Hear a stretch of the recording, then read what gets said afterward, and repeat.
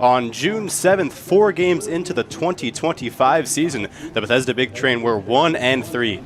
The pitching staff was a mess. The hitting was below 200 with runners in scoring position, and divisional rivals had already hungrily snatched a multi-game lead. In the 28 games since, the ball club has lost just 5 games, with results around the league coming in yesterday. They have completed their inexorable march to their 14th regular season title in franchise history. The playoffs and a chance at a 3rd consecutive Cal Ripken Collegiate League title await, and this team has a glint in its eye that suggests that standing in the way of that goal might be unpleasant. Hello, good evening, and welcome to Shirley, Povich Field, and the Big Train Baseball Network. Alongside Eliav Brooks Rubin, I'm Jackson Corcoran. Gibson Hurt is our producer, engineer, and Eliav, we'd be remiss if we didn't mention there's a chance for history tonight with lefty Drew Bellis on the mound. Drew Bellis has 57 strikeouts this season. He's appeared in 7 games, started 6 of them. This will be his 7th start. If he gets 3 strikeouts, he will tie the single-season Cal Ripken League record. If he gets 4, he will own that record by himself. He has had an absolutely incredible season. You can see his statistics there, a 2.19 ERA over 28 2/3 innings, striking out nearly 2 batters per inning pitched. He and Atatui have been a lethal top of rotation for this Big Train team that has helped them to the top of the Cal Ripken League. I mean, Atatui has maybe been the better pitcher. He's got the 2nd best qualified ERA in league history, but Bellis is in a league of his own when it comes to strikeouts. 57 in 28 2/3 innings. He is remarkable to watch, and if you've gotten to watch him at all this year, you know what a treat it is. What a player he is. He is facing the Alexandria Aces today for the 2nd time this season. Struck out 12 aces over 5 innings the first time these two met, and his first pitch to Cooper Hums is a bit outside for a ball. That start came all the way back on June 11th. That was his first start. Went 5 innings, allowed 1 earned run, struck out 12. Behind in the count, 2-0 to Hums. Here are the starting lineups for the two teams today. Take a look at the cleanup spot for the Aces. It's Ernie Echeverria. He has had an absolute resurgence in the month of July, has been incredible. For the Big Train, it's a very similar look to what we've seen. Matt Wesley, though, heading to 3rd, and Parker Corbin taking a break. Logan Panett still out of the lineup. He was in street clothes for quite a while before game time. We were theorizing there might be a mild injury. Yeah, not listed as available on the lineup card. He did get dressed for game time. He's in full uniform, but did not take BP and will not be available tonight.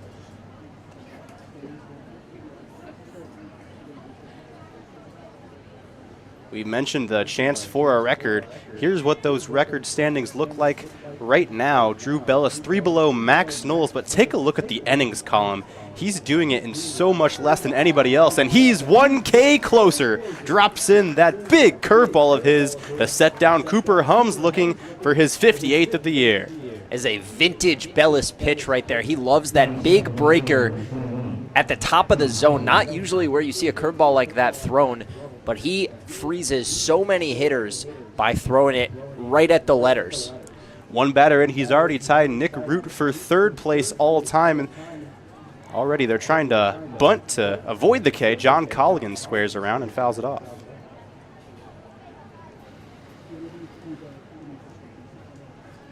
Drew Bellis is going to come at you with a fastball that'll sit 89 to 91. A slider that's almost more of a cutter. It's very tight, has a little late action. There's that big breaking curveball that's going to drop about 13 to 16 inches, and then a infrequently used changeup that is quite good against right-handed hitters, but his other pitches are just better. Here's the 0-2 to Colligan. Swing and a miss. He already has 2. And boy, oh boy, Drew Bellis has been striking guys out over and over. He does not have an inning this year without a K. You look at that number, already up to 2 in this inning, has a chance to strike out the side and make it 30 innings, 10, 10, and 10. And he has been just so impressive all season long. He faces an impressive hitter here, Derek Almeida. He just concluded a 12-game hitting streak. That's the longest any Caliber King League player has posted this year. He has hit safely in his last 9 road games as well. Hitting .358 on the season in that 12-game hit streak. He hit .467. He was, unsurprisingly, named to the All-Star team. A little nubber down the first base line, spins back into play towards Emilio Gonzalez, who tags the chest of the hot-hitting shortstop. 1, 2, 3 go the Aces in the top of the first. We'll send you to a recap of the action against Gaithersburg earlier this week.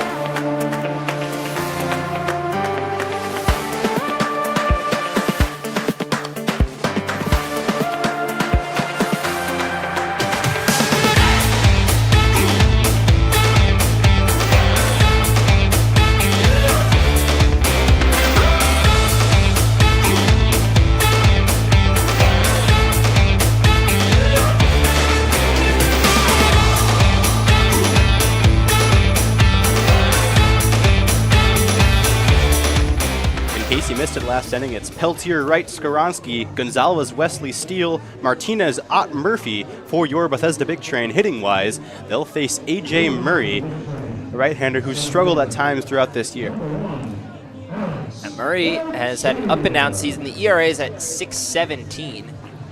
His last time out, though, he worked 3 innings in relief. They were perfect. He struck out 3 of the 9 batters he faced.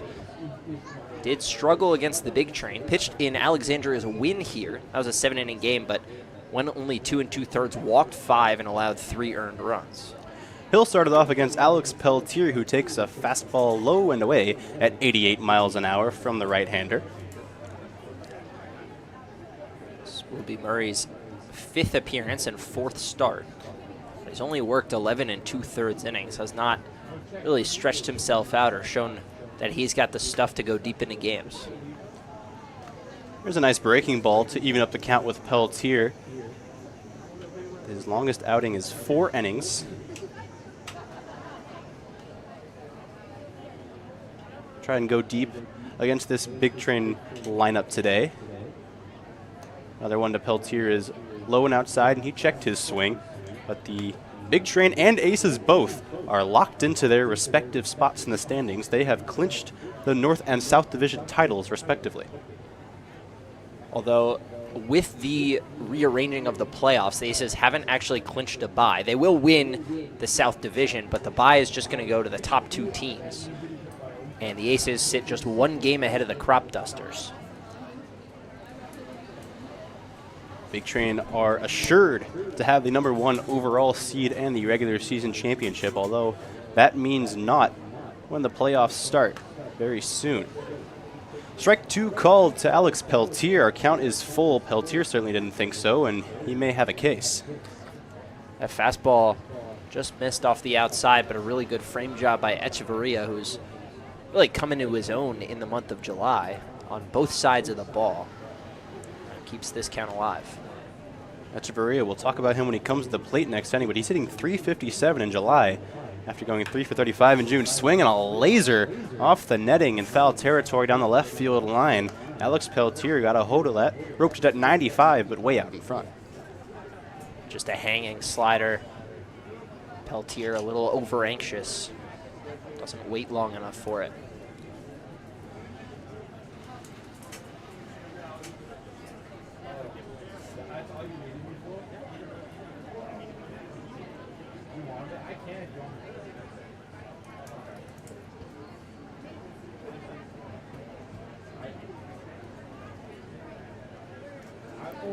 Another 3-2 for Peltier. Swiftly turning this at-bat into a long one. And it's ball 4, leadoff walk for the speediest man wearing green. Peltier's just 2 for his last 16, but the walks have been coming much more frequently of late, and that's allowed him to still hold that top spot in the lineup and continue to cause havoc with the danger that follows him. Speaking of walks, Brennan Wright just snapped a 9-game walk streak against Gaithersburg, but it's all right because he wrapped 2 hits, including a clutch single late in the game. He takes ball 1 up, and away to start his first plate appearance. You can't say enough about Brennan Wright's on-base skills. He's been on base in every game that he's played in this season. He's been on base multiple times in 13 consecutive games. There's no keeping this guy off the score sheet. He stands calm in the box until the pitch comes in. Then he's flinging himself towards the ball once the pitch is taken for a ball. You saw there he snaps his bat down, does a little squat, just lets out some nervous energy from not swinging, and then sets himself in there with those keen eyes of his to watch the next one. And it's a ball.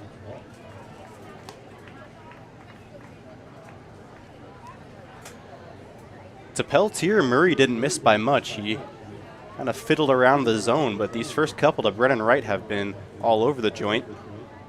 Has to work back here. Can't do it, ball 4. Brennan Wright has reached base in 31 consecutive baseball games, and that is the record in recorded Big Train history. It is. He has been, I mean, there's not enough words to describe what he's done. Tomorrow's game at Metro South County will be the second to last game of the season, but the first one is a resumed game in which Brennan Wright was already on twice in the first 3 innings, which means if he can get on in tomorrow's contest, he will have reached base in every game he plays in for the entirety of this regular season, which would be 33. That's assuming he is in the lineup tomorrow, which is almost a surety. Josh Skoronsky, he's become a surety in the 3-hole for the Big Train with an incredible last couple of weeks that has vaulted him into first place in league OPS. The OPS at 1,040. He's on a 6-game hit streak. He's got hits in 10 of his last 11 and 7 RBI in his last 7 games. A nice changeup gets him looking for strike 1. You mentioned about Wright being omnipresent in this lineup. He has not missed a game since June 21st, and that was a doubleheader game. Swing and a miss by Skoronsky. Obviously, there's rainouts in there. He's had days off, but Brennan Wright, he has not had a full game day off of baseball this year. He has missed 2 games by my count, and they were both doubleheaders. That is correct, and he is, I mean, that just kind of shows what he means to this team. He's hit in the first or second spot in the lineup in every single game. He has DH'd a few times, but almost always is playing a tough position in the middle infield. Josh Skoronsky goes down looking, trying to go up there patient against a guy who had been struggling with the zone, but a little too patient, and that's the first out of the inning. A really good job by Murray to bounce back after walking the 2 guys at the top of the order. Now you get the power bats, Skoronsky, Gonzalez, Wesley, and Steele are all extra base machines, and he gets the first one looking, which is tough to do. Emilio Gonzalez, the Cal Ripken League's average leader at .383. His style of hitting does not match his barrel-chested frame. He is a cerebral line drive singles and doubles hitter. He has immaculate bat control. Swings and misses at that one, though. Fastball up in the zone. Echeverria popped up, tried to give a look to Peltier, who moseyed on back to second. We have a 6-game hitting streak for Gonzalez. Another lengthy run of reaching base. I mean, he is a chance to put together 2 separate hit streaks on the season of 10 games, which is pretty unheard of for a 35-game season, which is what the Big Train are scheduled to play. He's been hitless in just 5 of his 28 appearances this year. He has reached base in every home game and has hit safely in 13 straight home games. Fouls that one off from Murray. It's now 2 strikes on him.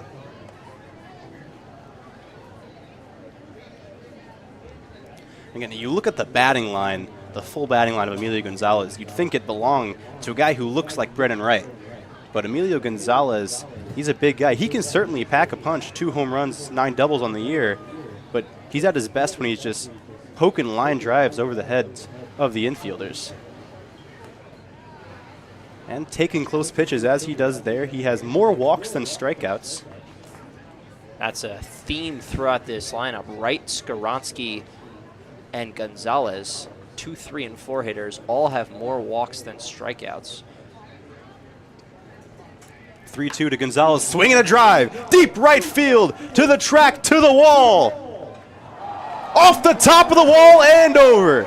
Adios pelota. Emilio Gonzalez, a 3-run jack, and the Big Train lead in the first. You say he's at his best hitting line drives over the infield. I say he's at his best when he turns on a baseball just like that. He had one right off the top of the wall last week. This time does the same, but it goes over the fence instead of bouncing back. Maybe a little help from the right fielder, Gavin Degnan, as well. But Gonzalez, when he turns on one, he gets him high in the air. It is a moonshot and beautiful to watch. And that's number 3 for him. A launch angle of 32 degrees, a distance of 345 feet. Emilio Gonzalez got all of that baseball and gifts the Big Train a 3-0 lead. Wesley now at the plate. Matt Wesley playing third base today. Swinging a ground ball, foul. But Eliav, Big Train leading to start the game today, scoring first, but that's just the 16th time they have scored first. In less than half their games, they have been the ones to take the first lead. But it doesn't really matter. They love playing from behind. They come back frequently, and they don't wait around to do it either. They can get on you in a hurry. That's fouled away by Wesley. So a 1-2-0 lead, pretty common this season for the road team visiting Shirley Povich Field. And then the Big Train will come back and plate 3 on you, plate 5 on you. Today they get out in front first, but it doesn't really matter who scores first when the Big Train are involved because they're going to find a way to put some runs on the board. Little flipper into shallow right field, moving in and making the catch is Gavin Degnan. He retires Matt Wesley. Big Train have 24 wins heading into today. In 15 of them, to your point, they have trailed. And that's a testament to the grittiness of this team, the ability to believe in themselves, to battle back, to put together good at-bat after good at-bat, to understand the approach and understand that baseball is the game. There's no clock. There's no rush. You get 27 outs, and you got to do as much as you can with them. And they have been able to manipulate that to a lot of comeback wins. Peyton Steele now at the plate, the right fielder. He struggled with the plate, but has provided some customary elite defense, but an absolute rope to the left side, 102 off the barrel of Steele, and it's a 2-out single. Extends his hit streak to 5 games. Steele was leading the team in a lot of batting categories through his first few weeks of play, has cooled down a bit, but for a guy that you can spot in the 6 or 7 hole, still a very, very good bat and dangerous, as evidenced by that rocket. John Martinez takes a strike. Martinez also working on a 4-game hit streak like Steele. And that comes on the heels of an ejection 2 weeks ago today.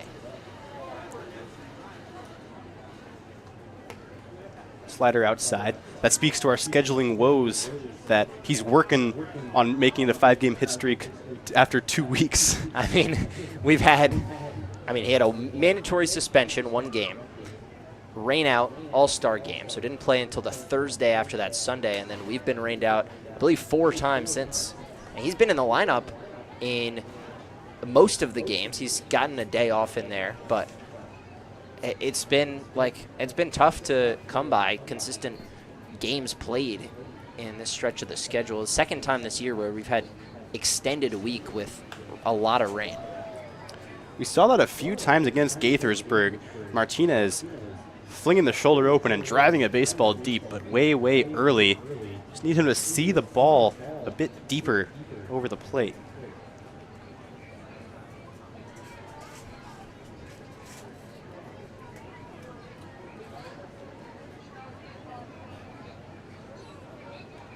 Two.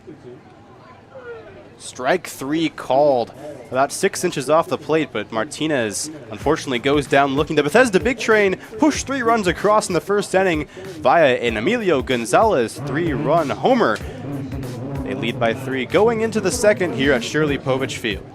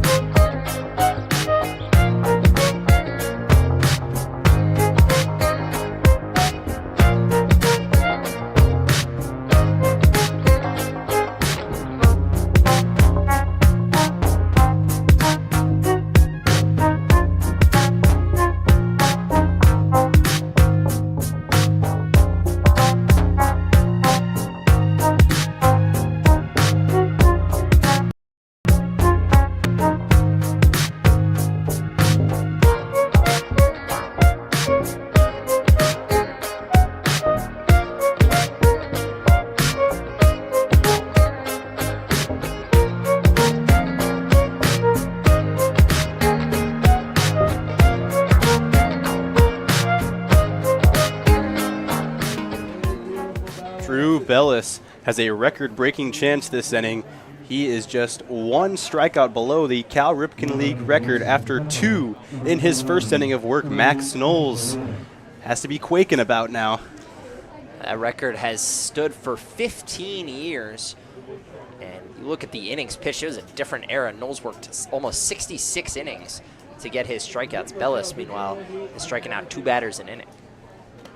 Ernie Echeverria takes a slider for strike 1.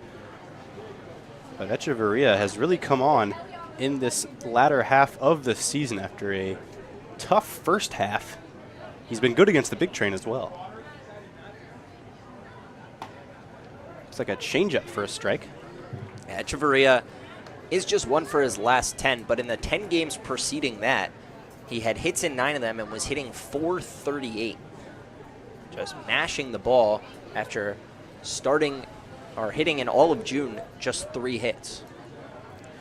Bellis overcooks his second straight changeup.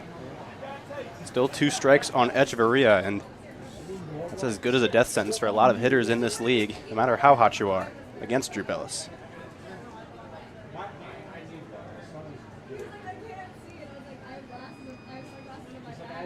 Shakes off the other 3 pitches in his arsenal. He likes the 4th. Here it comes. Swinging a chopper past him towards the third baseman, Matt Wesley. Fields it, throws in the run. It's in the dirt and skips away from Emilio Gonzalez. An error will put Ernie Echeverria on second base to start off the second. Tough play. Drew Bellis not able to get to that ball off the mound, and as soon as it got past him, it was always going to be difficult for Matt Wesley to come up with that. Didn't help that he stumbled and struggled to pull the ball out of the glove, but it was a good hustle from Echeverria to get down the line. He's got a little speed. He's got 8 stolen bases, which maybe is a little bit of a surprise if you just look at him. He's a catcher. He's built a little bigger, but he can move, and showed it there. Here's Gavin Degnan. He's been a very good hitter for this Aces team throughout the season. He swings at the first pitch he sees and misses.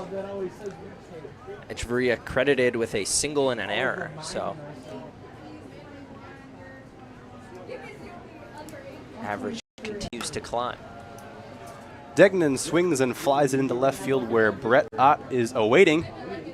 There's one out in the second.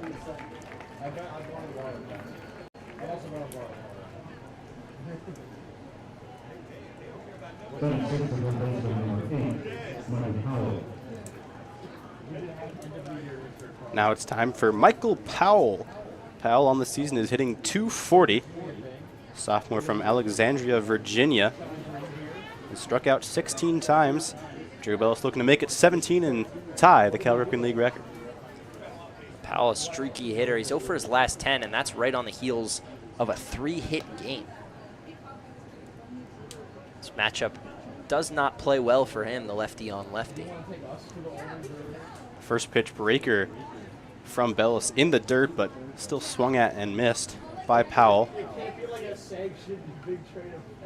Another slider that's rolled over towards Brennan Wright. He has to move deep into the hole. Throws quickly and just nips him at first base. Wright had to move a bit more than he thought he would. Got out of the glove quickly, and a little dart over to Gonzalez for out number 2. Good movement by Brennan Wright. Gets to the spot. He's improved defensively as the season's gone on. He and Martinez both had some struggles in the first few weeks, but have both since locked in and become very good linchpins on the middle infield. It's been crucial for this Big Train team. Defense, a big part of what they've been able to do. Pitch low and outside as a ball club. They are second in the league in fielding percentage at .962, right below this Aces team. Wave and a miss from Braden Hebner. Hebner, guy who's extremely vulnerable to the K. He's struck out 12 times in his last 9 games, at least 1 in every game. Curveball grounded to Matt Wesley. Swallows it up and flings it to first to retire the side. A leadoff error is stranded at third base by 3 soft pieces of contact. 1.5 gone. We're moving to the bottom of the second here on the Big Train Baseball Network.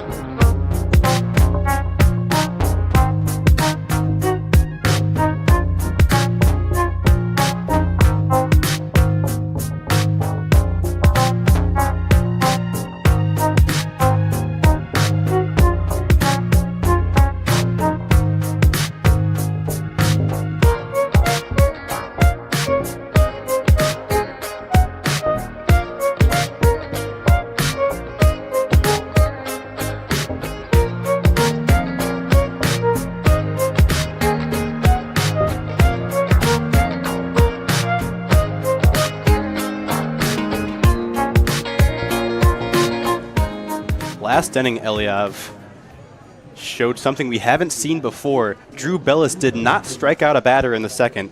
The first inning this year that Bellis is K-less.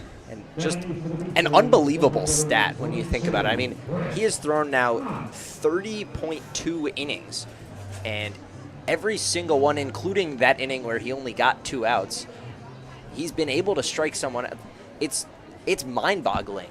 The consistency that you have to have as a pitcher to be able to strike someone out, doesn't matter whether you have your best stuff or not, he has been able to get it done every single inning until inning number 31. What a pitcher he has been, and it's even more impressive that he is likely not the best pitcher in the staff. Kide Atatui has been just a little better, which is pretty crazy to say. Kide Atatui allowed an earned run against the Silver Spring Thunderbolts on June the 6th. Since then, nobody has scored against him. Brett Ott took 2 balls, now takes a strike. But speaking of Kide Atatui, our very own staff writer Alex Rubinson just released a piece on the Florida Atlantic lefty. It is available on bigtrain.org. You can see that and other feature stories on the news tab at bigtrain.org. Go visit it, see work from Alex Rubinson and Calvin Kaplan, our 2 fantastic staff writers. If you can't get enough Big Train, just watching live. I love the work they do. The umpire took that ball off of somewhere that wasn't padded. An arm or a hand or a shoulder maybe. He's a little bit shaken up. Chats with his fellow men in black.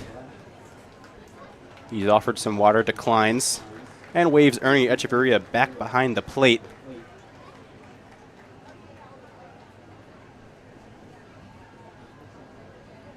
Saw that happen in Gaithersburg as well, Eliav. Foul tip off the mask. That time a pitch in the dirt hopped off some extremity. Uncomfortable but playable. A 3-1 for Brett Ott.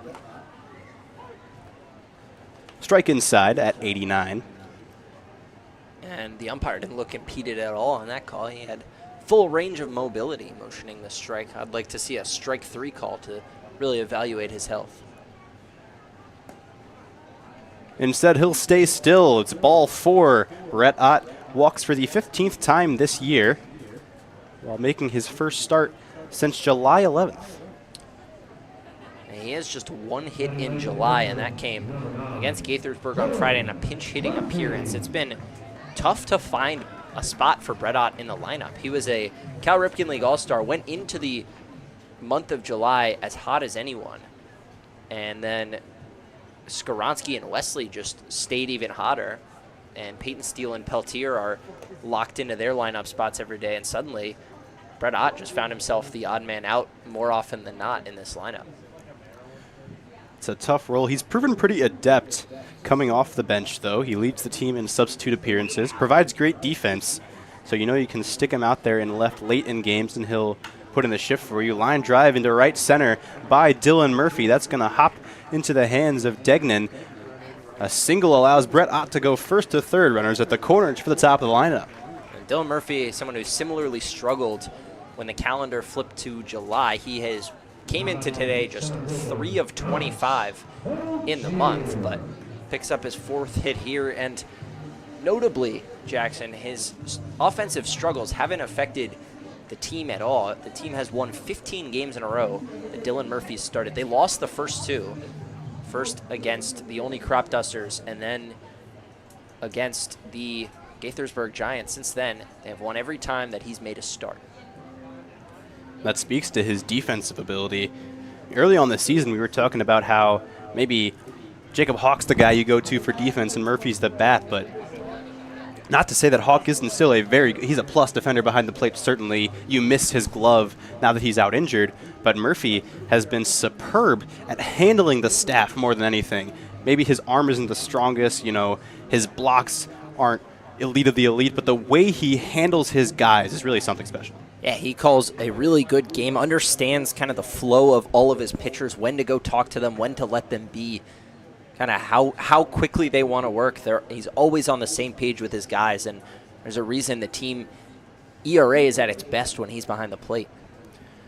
To be specific, it is a 2.93 mark in the 138 innings that Dylan Murphy has caught in a league as offensively driven as the Cal Ripken League. And with all the different pitches you're catching, he's not just getting Drew Bellis and Kide Atatui every time he steps back there. He's got to handle a full staff, and still over 18 appearances in the Tools of Ignorance, a 2.93 catcher ERA.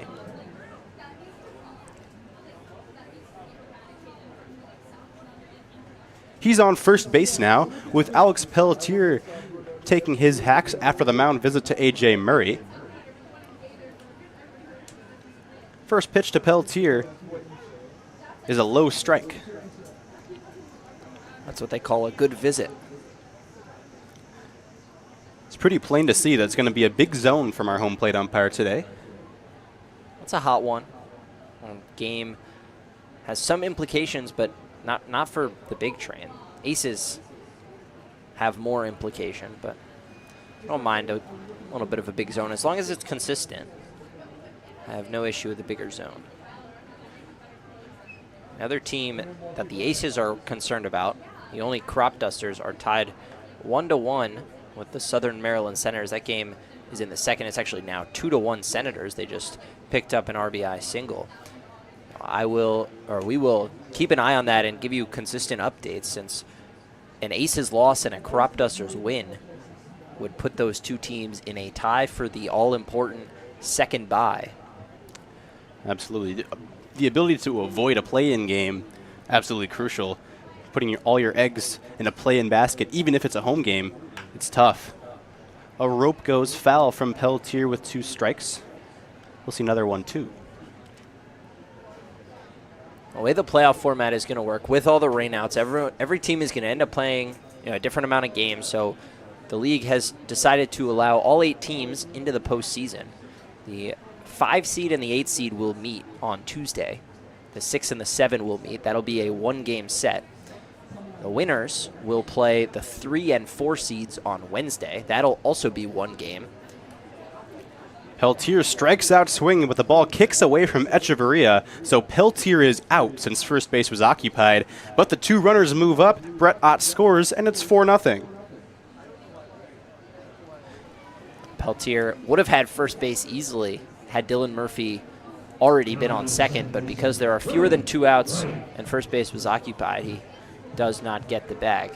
But to finish my thought, the 3 and 4 seeds, which will be likely the Senators, although they haven't clinched the 4 seed, and one of the Aces or crop dusters, will have to play on Wednesday. They will host 2 of the 5, 6, 7, and 8. That'll be 1 game, and then the top 2 seeds, the Big Train, are 1, and the Aces or crop dusters, the other, will get a day off on Wednesday and get to reset for a home game on Thursday. That'll be the start of a 3-game series. You can think of it as sort of a 6-team play-in tournament to face the 2 top seeds, and then the 2 that make it out of that 6-team bracket enter into a pretty standard 4-team tournament with a 3-game semifinal and a 3-game championship series. The Big Train are the only team with just 3 games to go in the regular season that are locked into their position. Every other team from the 2 to the 8 spots has the chance to move one way or another. Oh, nice sliding grab by Derek Almeida, but Brennan Wright beats it out. The throw scoots away from Schumann as he tried to stretch for it. And so that should go down as a hit. It looks like he was going to beat it out, but the error allows Dylan Murphy to score. So that's what it will be, single and error, and another run for the Big Train, 5-0. It won't be an RBI for Brennan Wright, but he created that run, hit the ball hard, and then busted it down the line to force the errant throw from Almeida. Since that's a hit for Brennan Wright, it is number 40 for him, moving him 1 below the league leader, Emilio Gonzalez.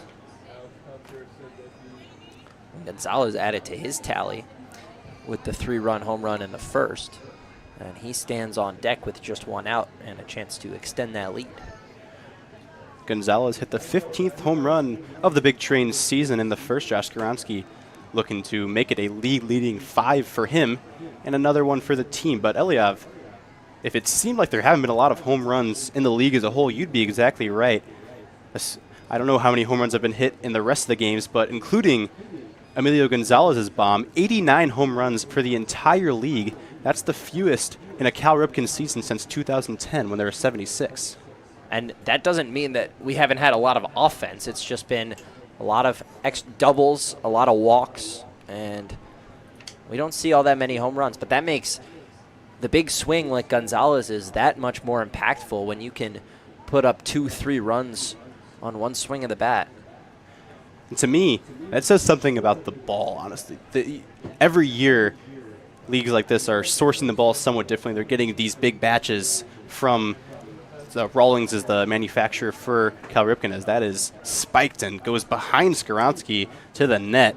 Wild pitch moves right to second, but a tiny difference in the ball. We've seen this at the major league level time and time again can vastly change the amount of output you're able to get. And every ball that dies at the track may have been gone with a different baseball. I don't know exactly what that is, and certainly if it is that, it's not some league-wide conspiracy, of course. Yeah, it's just the way that the batch of balls they got happened to be. Well, and it's been a big topic in the MLB this season because the balls have been traveling a few feet shorter than they have in recent years, and it's become, at one point, is a source of complaint for a lot of teams that were just not getting the offensive production they were used to because home runs would die on the warning track. Josh Skoronski will look at a full count pitch from Murray. He swings and misses. Second strikeout of the day for Josh Skoronski, third for Murray. And Emilio Gonzalez will try to score Brennan Wright and make it an even 3 in both of the first 2 innings. Now at the first baseman, Emilio Gonzalez. If I'm Murray, I'm staying away from Gonzalez's bat. I'm going everything on the outside part of the plate, and if you walk him, you walk him. With the base open and 2 outs, after the way he turned on that last pitch, I'm not throwing him anything that's challenging him in the zone. You know, I'm not sure how close of attention Emilio and Josh are paying to their stat lines. I can't assume too much, but Emilio in the back of my mind might be saying, not too bad that Skoronski's striking. Now, given that we're up 5-0, because he's got a chance to take first base in the OPS standings, and he goes deep to right field. 2 home runs on the day for Emilio Gonzalez, and that one's way gone. Well, A.J. Murray should have stayed away from Gonzalez's bat. Instead, he grooves a pitch in the sweet zone. Anything low and inside for the lefty Gonzalez is what he handles well. This time, launches it 38 degrees in the air and hit it 100 miles an hour off the bat. A 377-foot blast, and Gonzalez now has tied the league lead at 4. A cloud-scraping blast makes Emilio Gonzalez the 3rd player in the league to have a 2-home-run game. Josh Skoronski and Walker Zampella are the others.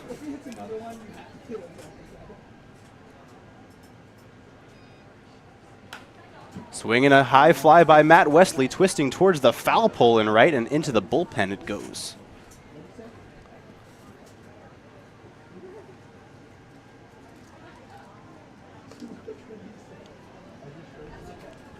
Big Train have hopped all over A.J. Murray. 5 hits, 7 runs, 2 homers for the Big Train. Both of those blasts coming from Emilio Gonzalez. Matt Wesley breaks the bat and dunks it into left field for the 6th hit of the day. Yeah, worst outing from Murray pretty clearly of his season. He just has not been able to miss bats. I mean, he does have 4 strikeouts. However, anytime he's not getting a strikeout, he's just leaving these pitches in very hittable spots. He's also walked 3 batters, and it's just been a struggle for him to find some consistency with his pitches. Here comes Peyton Steele. He larruped one into left back in the first. 102 off the bat of the Alabaman.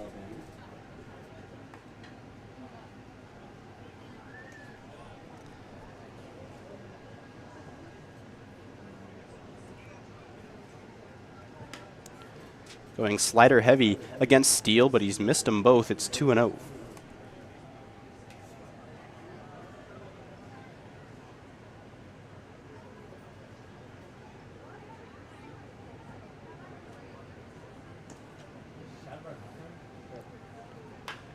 Another liner into left, and the second time that Peyton Steele has reached triple digits with his bat today. 2 rocked singles.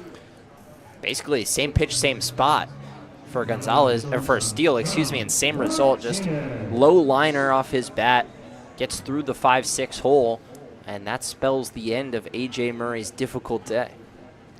1 2/3, 7 hits, 7 runs. He's still responsible for 2 more base runners. He'll exit with John Martinez waiting to face the new reliever when we return on the Big Train Baseball Network.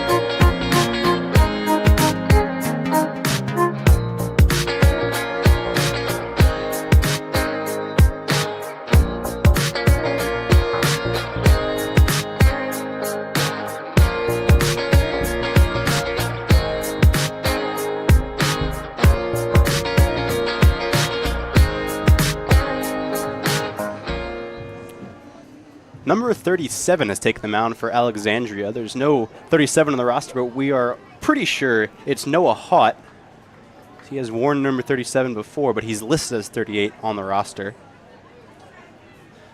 Haught, a Bishop O'Connell grad this past spring. He's on his way to Richmond Spiders.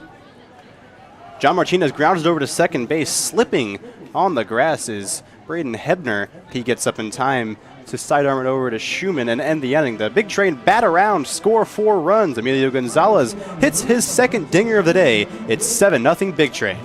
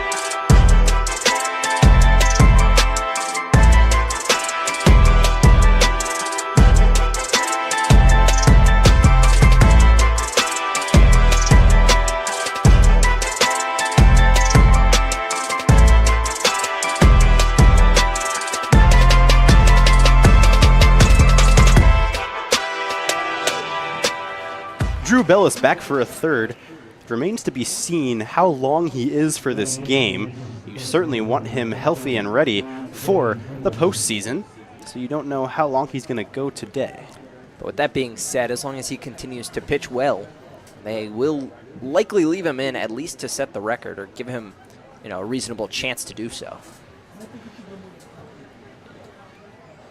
team, I don't want to speak for them 100%, but have to imagine they are aware of the number he's chasing.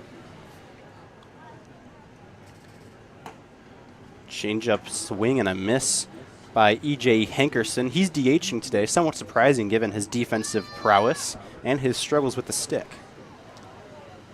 Hitting just 243 with an OPS at 640, which is why he's in the 8th spot in the lineup. Pokes this one foul onto the roof of the batting cage down the right field line that abuts the kids' fun zone here at Shirley Povich Field. Moon bounce is up and active today. A lot of kids out there having some fun. It is fan appreciation night after all, the last scheduled home game of the season. Of course, there will be the Tuesday makeup. Breaking ball outside. Tuesday, I believe, if I'm not mistaken, is a very special bobblehead exchange night. You can bring a big train or other bobblehead, and if it's in good enough condition, you can trade it in for this season's bobbleheads. Drew Bellis has tied the Cal Ripken League strikeout record with that punch out of E.J. Hankerson. One more to go to set it. It was my mistake. The bobblehead exchange is also tonight, but there you go. Drew Bellis tied atop the league all-time strikeout leaderboard, and the next one gives it to him all by himself. First pitch, breaking ball. It's in there for a strike to DJ Schumann. First baseman has struck out 13 times this year in 16 games.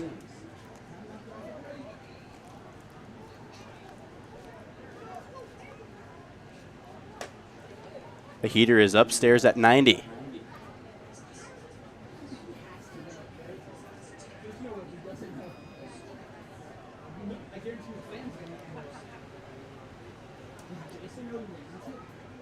Pitch from Bellis to Murphy. Breaking ball just a bit high.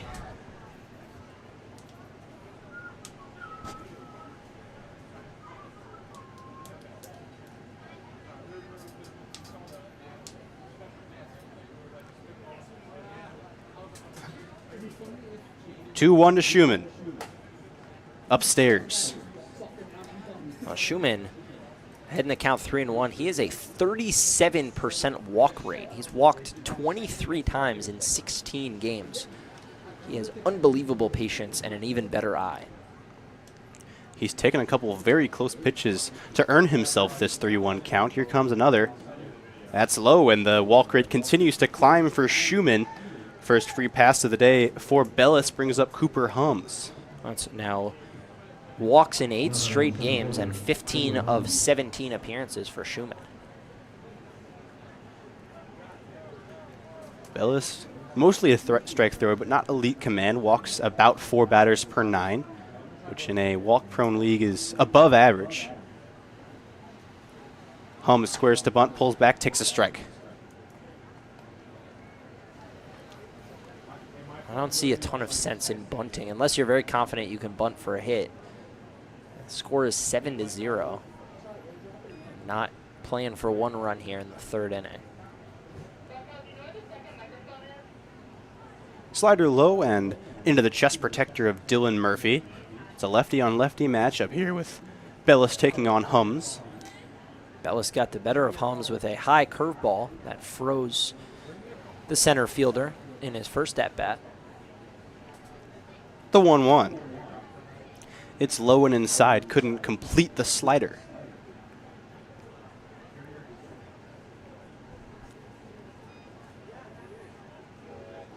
Haven't seen him, excuse me, break out that slider as much as he usually does today. It's been a lot of fastball, curveball. 2-1. He'll check over at first base, but with Bellis especially, you can really tell what's working for him that given day because he, Coach Lopez, and Dylan Murphy will stick with it. It'll be the slider one day, the curveball the next. He seems to have feel of different pitches on different days. A well-located fastball doesn't get the call. It's 3-1. And can't make a better pitch than that. And for a zone that's been largely bigger than the TrackMan strike zone today, that's a little bit of a surprising no call. 35 pitches thrown by Drew Bellis so far today. The 36th to the Steerike call. Full count.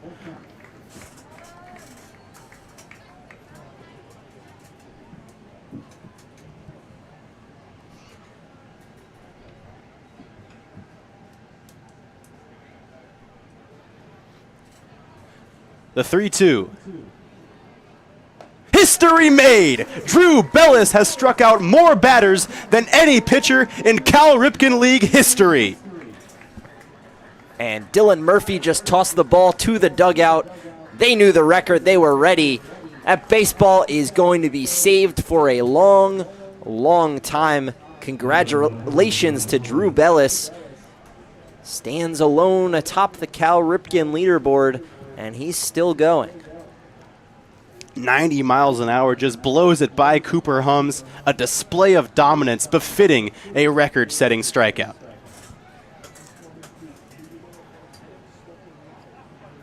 I'm very glad they saved that baseball. They knew what was at stake tonight. Drew Bellis hopped into the press box prior to the game to ask for a new walk-up song. I asked him, do you know what happens when you get 4 strikeouts? Turned, gave a little nod, a little smirk, and said, yeah, I know. These guys, they know what they're about. Brendan Wright, I asked him a couple weeks ago when he got on base for 23 straight games. I was doing a post-game interview with him. Line drive single by John Colligan, a great leaping try by Martinez, but a well-struck baseball evades him. And nearly got to that one. That ball was not smoked, but had a little bit of tail to it and just evades Martinez. But like I was saying, I was interviewed Brendan Wright post-game, and I go, I'm not sure if you know that you've been on base in 23 straight. And he goes, oh, I know. He was well aware. And these guys, they play for each other, and they are all about the team and talk about that constantly in their interviews. But they also know with the quality of season that these guys are having, you can be assured that they know when they're doing something special. And Drew Bellis has done something special here tonight. It's all the more important. A lot of these guys heading to new schools and returning to old schools where they didn't get a lot of playing time. Drew Bellis did not throw really at all at UCF this spring. Now you can step into your coach's office. Obviously, his coach knows what he's been doing and say, hey, coach, I just set a league record this summer. Can I get some starting spots in the fall? Yeah, Drew Bellis appeared 4 times this season. He threw just 2 innings and struck out only 1 batter. What we're seeing this season from him, this looks like a weekend starter. A nifty pick by Matt Wesley at third. He robs a hit from Derek Almeida, and Drew Bellis is all smiles as he heads to the dugout, the holder of a brand new Cal Ripken League record. We'll take a look at the league standings in between the top and bottom of the third. Chaos over this year's Cal Ripken League season. The league has decided to let all 8 teams into the playoffs as opposed to just 6. So the way the playoff format will work is teams 5 and 8 will play each other, as well as teams 6 and 7. Those games will be on Tuesday. The winners of those 2 games will play seeds 3 and 4 on Wednesday, and the division series will start on Tuesday with seeds 1 and 2 getting a double bye. Here are how the standings look going into that. The Bethesda Big Train have clinched the #1 overall seed. They will have home field advantage throughout the playoffs. The battle for the 2 seed between the Aces and Crop Dusters, very close. Those teams are only separated by 1 game. Whoever comes out in that 2nd seed will get the first round bye.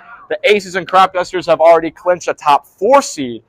And then down here, it gets a little tricky. So the DC Grays are only 2.5 games behind Southern Maryland for that 4th seed.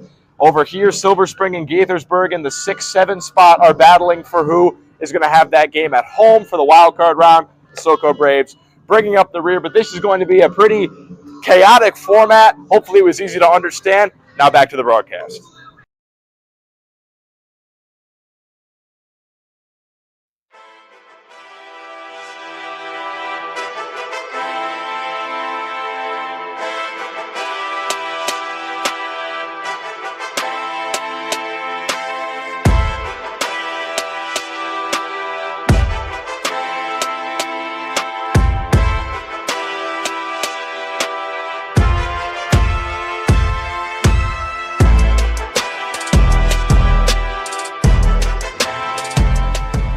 we have a brief correction to make. Hudson House is in fact the pitcher for Alexandria. Again, there's no 37 listed on the roster. He's 47 on the roster, but we were made aware by Ace's staff and our official scorer, Nick DeFalco, that it is, in fact, Hudson House doing the throwing right now. He retired John Martinez last inning and now faces Brett Ott. It's his first appearance of the season coming in the last week. A little bit of playoff reinforcement.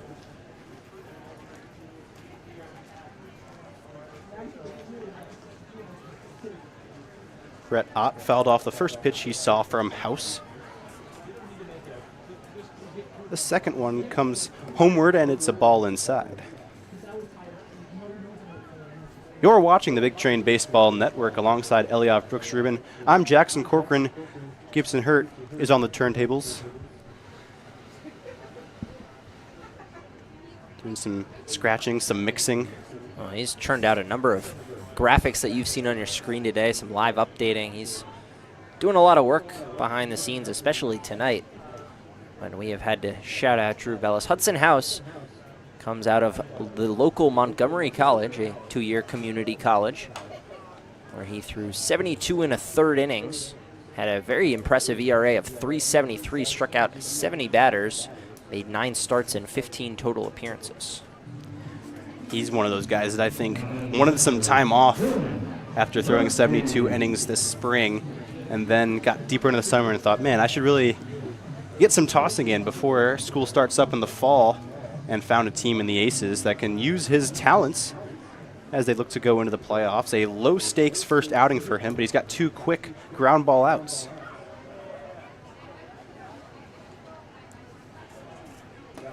He's pumping as well. That's a 91-mile-per-hour fastball from the righty.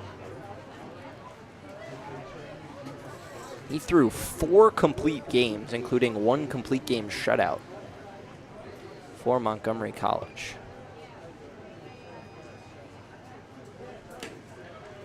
Wave and a miss from Dylan Murphy. Rare that you see the 9-hole hitter getting his second ups with 1 out in the 3rd. That's what's happening.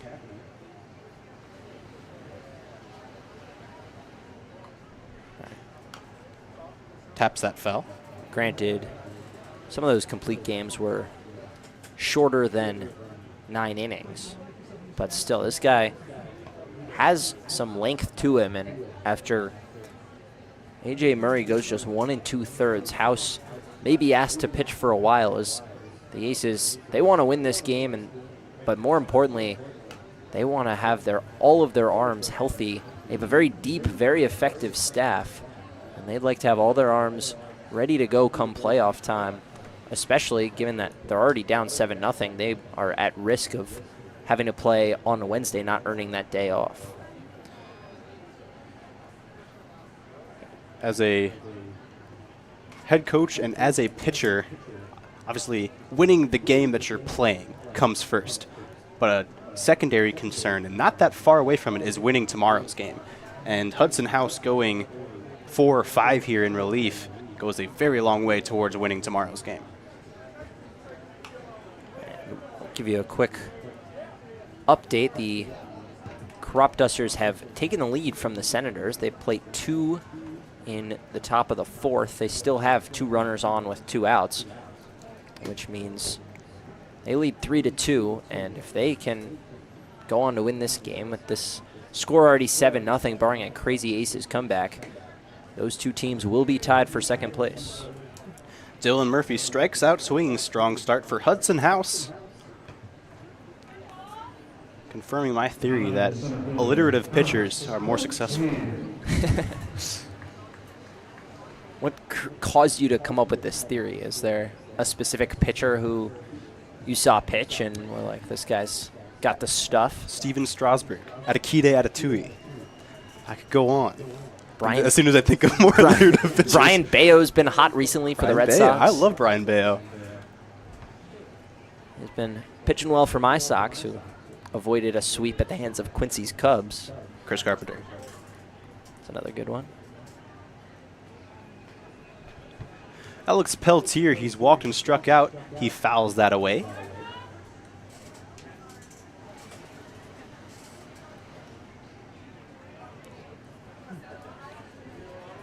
2 big innings in the first 2 for the Big Train, trying to keep on adding.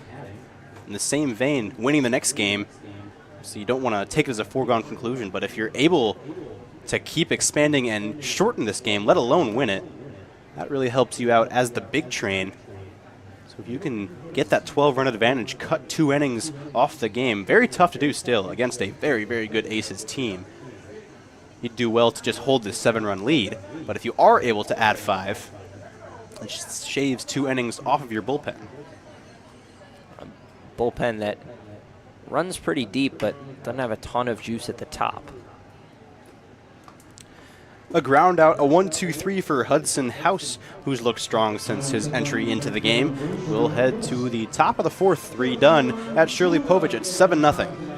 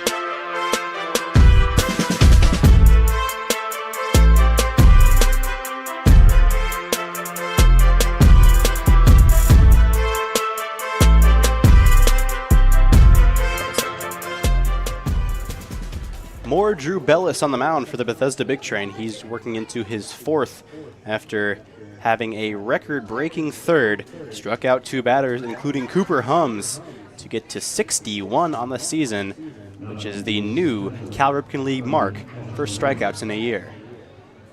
More Drew Bellis is my favorite phrase in this league.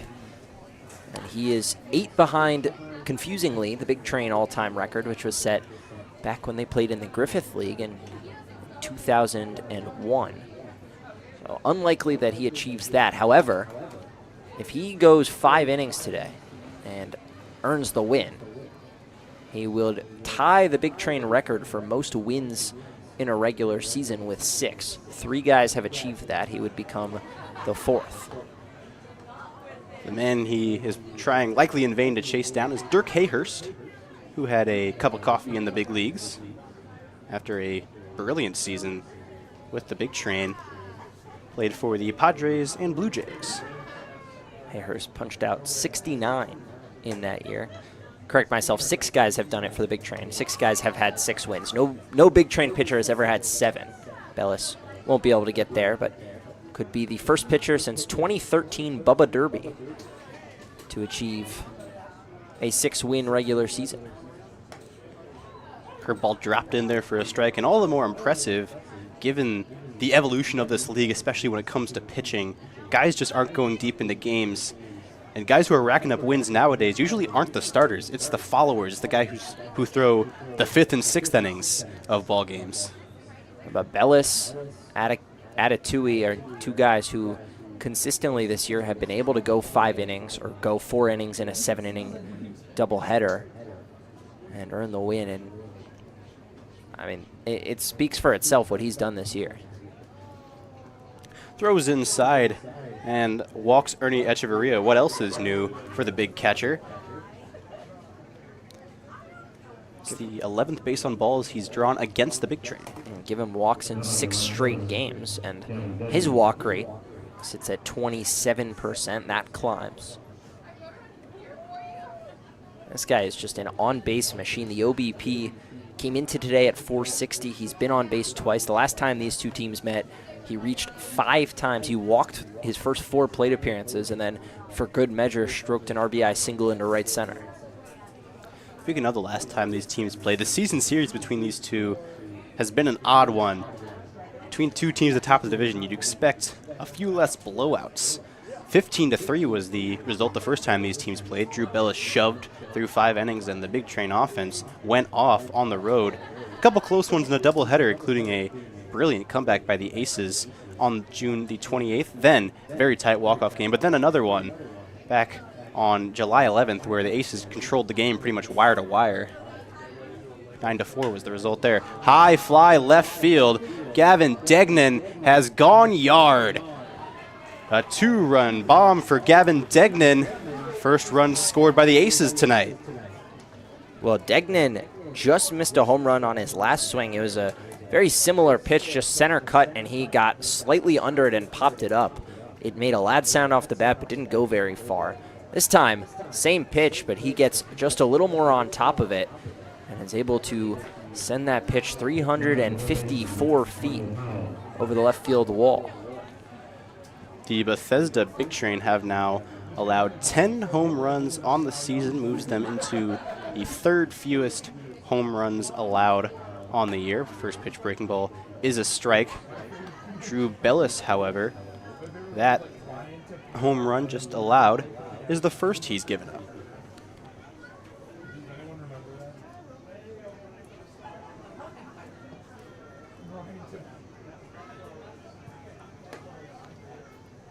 No matter the result of this start, it'll still be an incredible season for Bellis, but that home run likely scuppers his chances of climbing below the 2 ERA mark.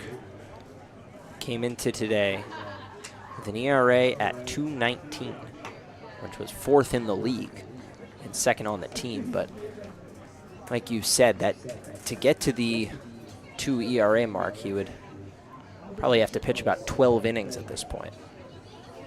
Obviously will not happen. Ball 4 to Michael Powell. And a tough start to the 4th for Bellis. Really haven't seen him have an inning like this since playing the Senators on the road. Yeah, walk, leaves a hanging slider, and then a 4-pitch walk right after it. Craig Lopez is going to talk to him. There's movement out in the bullpen. Hard to tell if anyone's throwing, but looks like people are getting ready to do so. Oh, and never mind, here comes a reliever. Takes the ball from the hand of Drew Bellis. We thought he might not be in for a long start.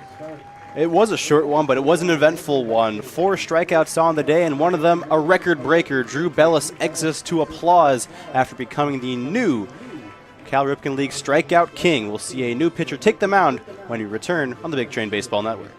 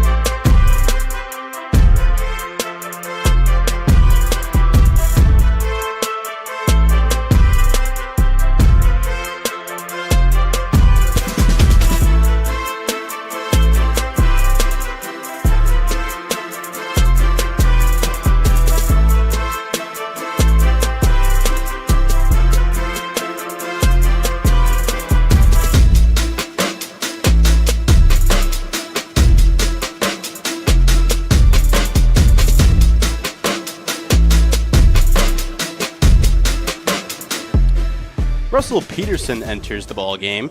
He is making appearance number 7 on the season. 3 of them have been starts, but Peterson has been quite good for the Big Train over the year. He has a 3.63 ERA over 22 and a third innings. That comes in relief for the first time in a while, since June 25th, to be exact. I guess technically June 29th was a relief appearance, but it was a resumption of a suspended game, and he started and finished that day. Has just a 3.62 ERA. His most recent outing was 4 innings of 1 hit, no run ball. 2 fastballs zipped by Braden Hebner. He's up 0-2. This is just the second time he has come in mid-inning this year. The last was June 21st against Silver Spring. Relieved Cole Ketchum in that game. Now relieving Drew Bellis. Induces a lazy fly ball. Can of corn over to Peyton Steele. There's 1 down. Worth noting on Drew Bellis's line. I mean, that was so impressive what he's done this year. He struck out a record batter. That was his worst outing of the year. If you look at, he goes 3 innings, allows 2 earned runs. That's an ERA of 6. That's the worst he's posted in a game this season other than Southern Maryland. He posts his fewest strikeouts and also doesn't line himself up for the win. It's tied for a shortest outing of the year. All that being said, an incredible performance all year, and obviously the outing shortened by the fact that they don't need him to go deep. They need him healthy for the playoffs. So if you just look at that at this start without the context, it might look like, oh, he had a tough day. Struggled, walked a few batters, couldn't throw as many strikes as he usually did, but that's not really the case when you take the context of the game. Yeah, absolutely. And also the context of he had 3 shutout innings. This 4th inning is really when he ran into trouble. 2 walks and a home run sandwich around one another. But that's pretty much it. I mean, the first 3 scattered 2 hits and a walk. 2-seamer from Peterson is in there. It's now 3-1. He's got to work back against E.J. Hankerson.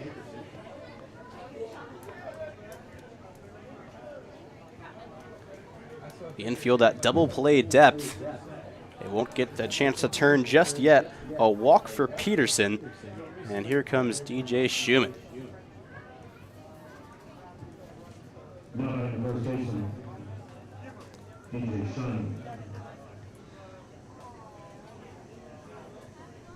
Schumann walked in his first at-bat, first plate appearance. That was last inning. He has 1 hit exactly in 7 of his last 9 games. Does not have a multi-hit game in a while. On the season, though, because of that 37+% walk rate, he has an on-base of .515.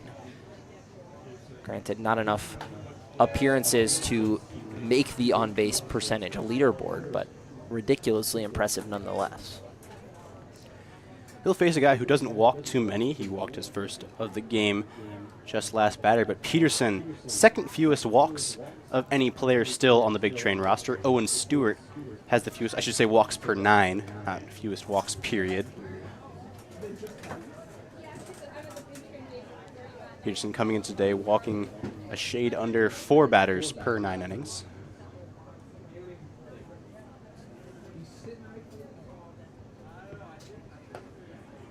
Schumann way late on that fastball. Got fooled by it. I think he was looking for something else, even though he was ahead in the count. It's not really a swing you want to be taking 2-1. No, not at all. A pitch above the zone.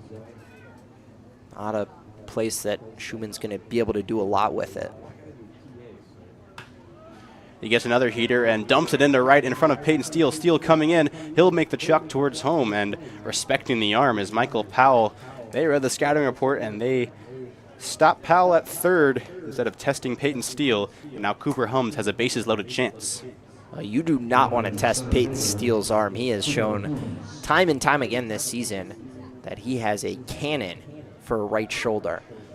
He threw out a runner at second base in what was one of the more impressive, both physically and mentally, plays you'll ever see.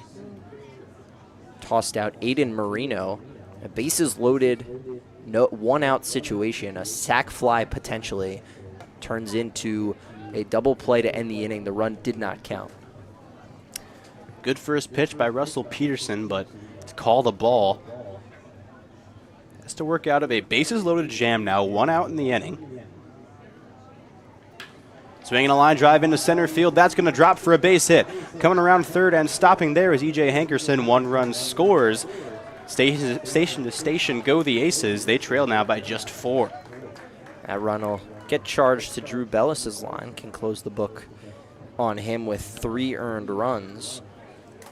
Peterson in a little bit of an unfamiliar spot coming in with runners on base. Not a start for him. Just trying to get him a couple innings like Bellis and have him fully ready for the playoffs to be used in whatever format they choose, but hasn't been a great start to his evening.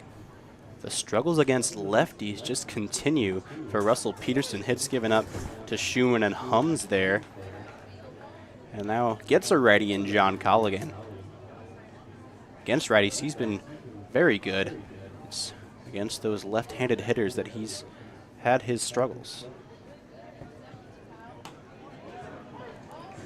2 good breakers, 2 strikes.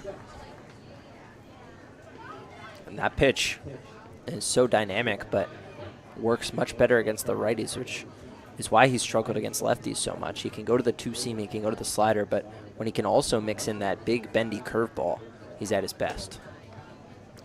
That fastball as well is one that certainly works better against same-sided hitters because it's more of a 2-seamer pitch, which is a lot easier to pick up from the opposite-handed batter's box. The 1-2. Swinging a little looper into right field, moving over Peyton Steele, makes the catch. He squares, throws home. Here comes Hankerson. The throw is offline and it kicks away from Murphy. Both runners move up. Hankerson's safe, and it is now 7-4. We've got a ball game again. And the Aces, this is what they do best, is the big inning. And they have just strung together 3 straight base runners, and then that time a sacrifice fly. And for as good as Peyton Steele's arm is, even he is going to have trouble when he has to completely turn his body around and then make a perfect throw to the plate. Just was a little up the line and not in time to catch E.J. Hankerson. And you said it, just like that. The Aces have equaled the Big Train's second inning and now have just 3 runs to make up, and 2 of them stand in scoring position at the moment for maybe the best hitter in their lineup. Derek Almeida, not the man you want to face with runners at second and third, and that's likely why Dylan Murphy went out and offered some sage advice to his young right-hander. Almeida 0 for 2 today with a couple of groundouts to the corners unassisted, but all he needs is 1 pitch to hit, and this game can be cut to 1 in a hurry. Big swing at the first pitch he sees, a fastball center cut. All he can do is foul it away.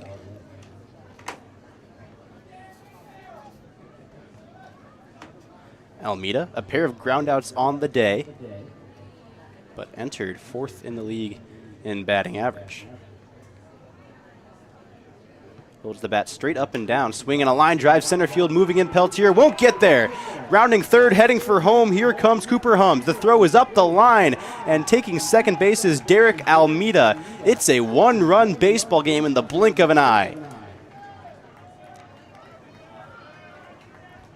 Didn't hit it super hard, just 77 miles an hour off the bat, but flared it over the infield and dunks it in front of the rangy Alex Peltier, and a bad start has gotten worse for Russell Peterson. I should say start to his day, not starting the game, obviously, but this game has turned around quickly, and Aces have 4 hits in the inning. They've walked 2 times, and or thrice even, and now the tying run in scoring position after trailing 7-0 just moments ago. You said it, partner. The big inning is what the Aces do. We were just talking about hoping the big train could eke towards a mercy rule win. That will certainly not happen now, barring a complete flip of this game's fortunes. Now they've got to battle it out once again.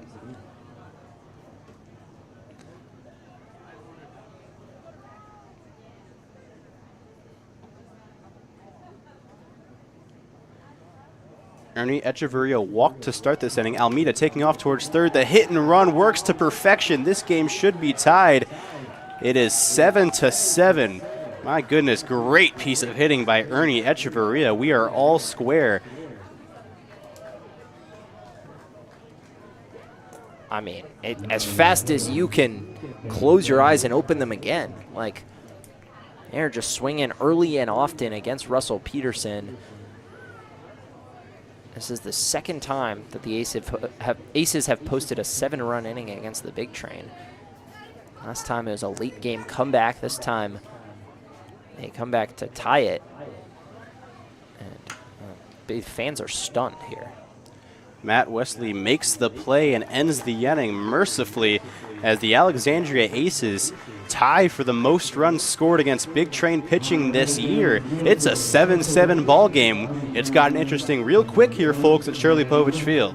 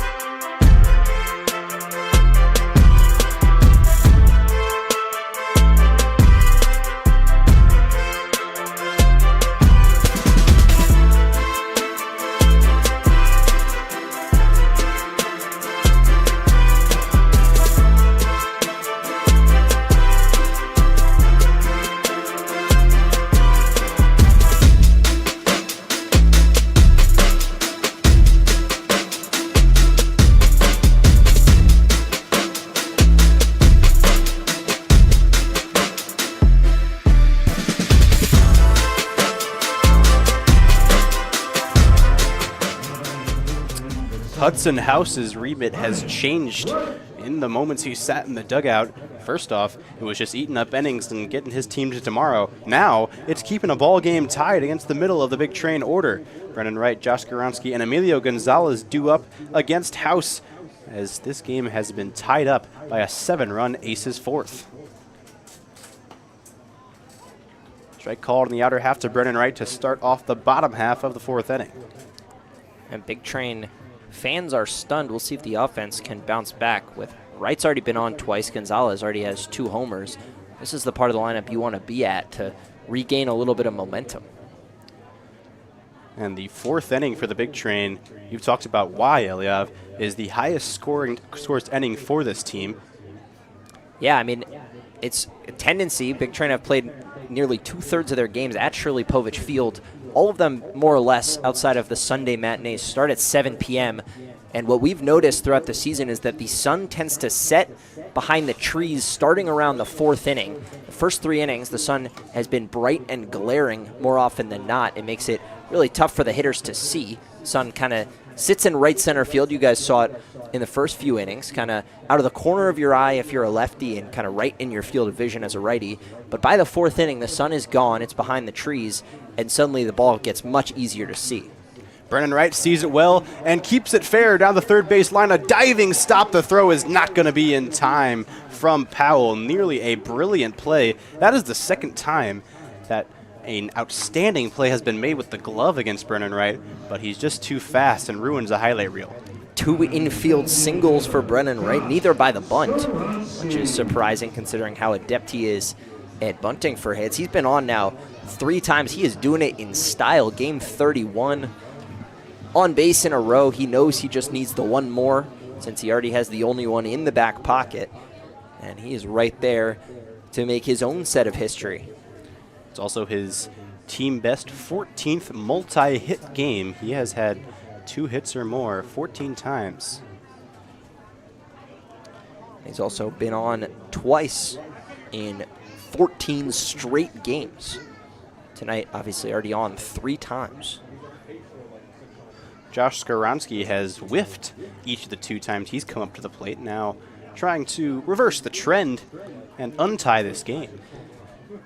And if there's maybe one stat on top of the multi-hit games, the on-base streak, that tells you how consistent Brennan Wright has been, he does not have a streak of more than back-to-back games. He has not gone 3 games or more in a row without a base hit.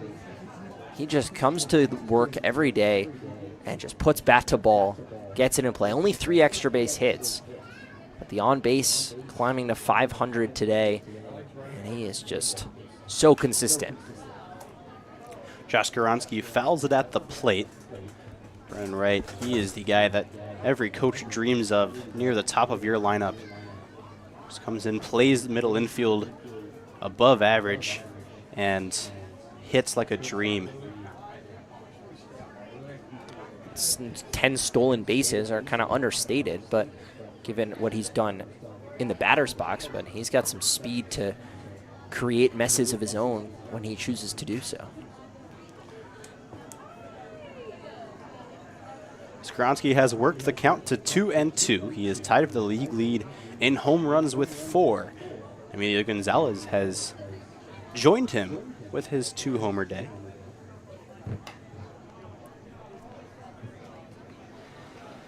The 3 and 4 hitters in the Big Train order are jousting for control of the OPS leaderboard. Skaronski entered today in first. I can't do math that quickly in my head, but I think Gonzalez has jumped him with his pair of home runs in the live leaderboard. 3-2. Strike 3 call. Josh Skaronski is wearing the sombrero, goes down looking for the second time, 3rd strikeout overall. That one in the zone right at the letters, fooled Skaronski with a tight slider, almost a cutter, and he is having himself a tough day at the plate. The crowd is juiced up to see Gonzalez at the plate. They hear those reggaeton beats and they know what he's done today. They're ready for more.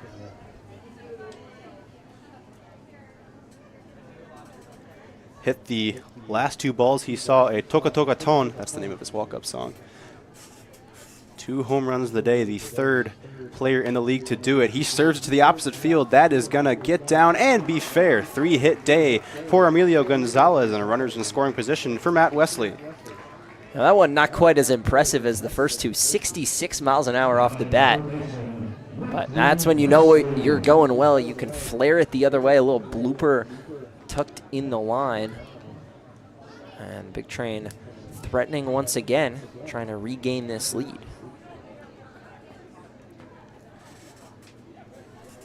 Matt Wesley will try and help them do it.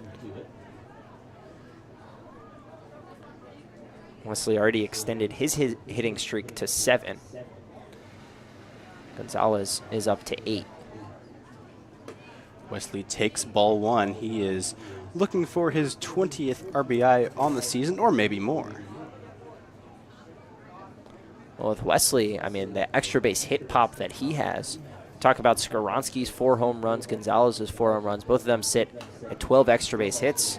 But Matthew Wesley and Peyton Steele on deck both have 13. They're tied atop the league leaderboard, so they can drive in multiple runs in a hurry.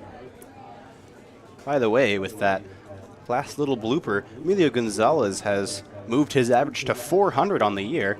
Still time to play, but He's an even 444 for 110. Ground ball soft towards third base. It's bobbled by the third baseman, Powell, and everybody's safe. Tried to grab it and step on third at the same time. Didn't do either. And now the bases are loaded for Peyton Steele. Well, that's just not smart baseball by Powell. It looked like he was trying to turn two. The way he tried to pick that up, step on the bag, grab it with the backhand, and was setting up a throw to first. But in that situation, a slowly hit ball like that, Matthew Wesley runs pretty decently.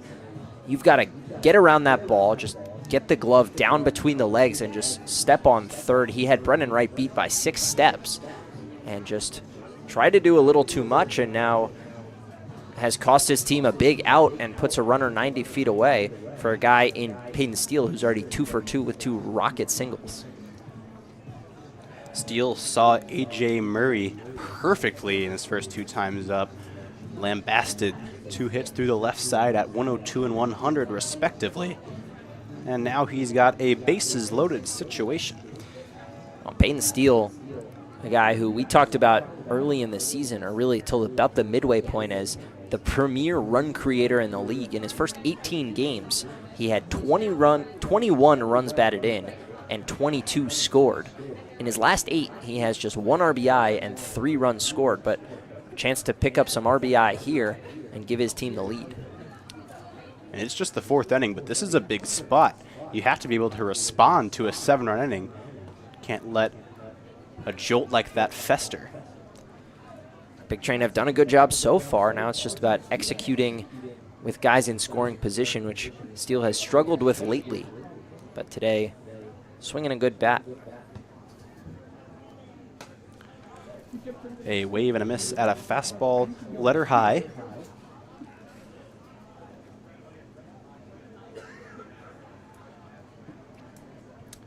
Wesley's at first. Gonzalez is at second. Brennan Wright is at third. Infield hit, bloop hit, and an error have juiced him against Hudson House. And Peyton Steele will unload him. A single into left field. I spoke too soon. Emilio Gonzalez had to hold up and see that ball through, so he will not come around to score. Station to station go the Big Train. It is now 8-7. Peyton Steele a go-ahead single. There you go, 2nd RBI in the last 9. Steele has hit 3 baseballs, basically in the exact same spot on the field. The first 2 on the line, that time a little softer hit on a ground, but right through that 5-6 hole and into left, and he has picked a spot. And if I'm the Aces, I might shift my shortstop Almeida just a little deeper into the hole next time. John Martinez, still just 1 out in the inning. He takes ball 1 high, 0 for 2 today, trying to extend a hitting streak to 5.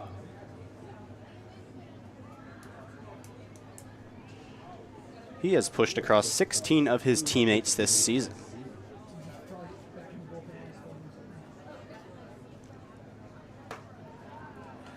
Watches a fastball up at the shoulders again.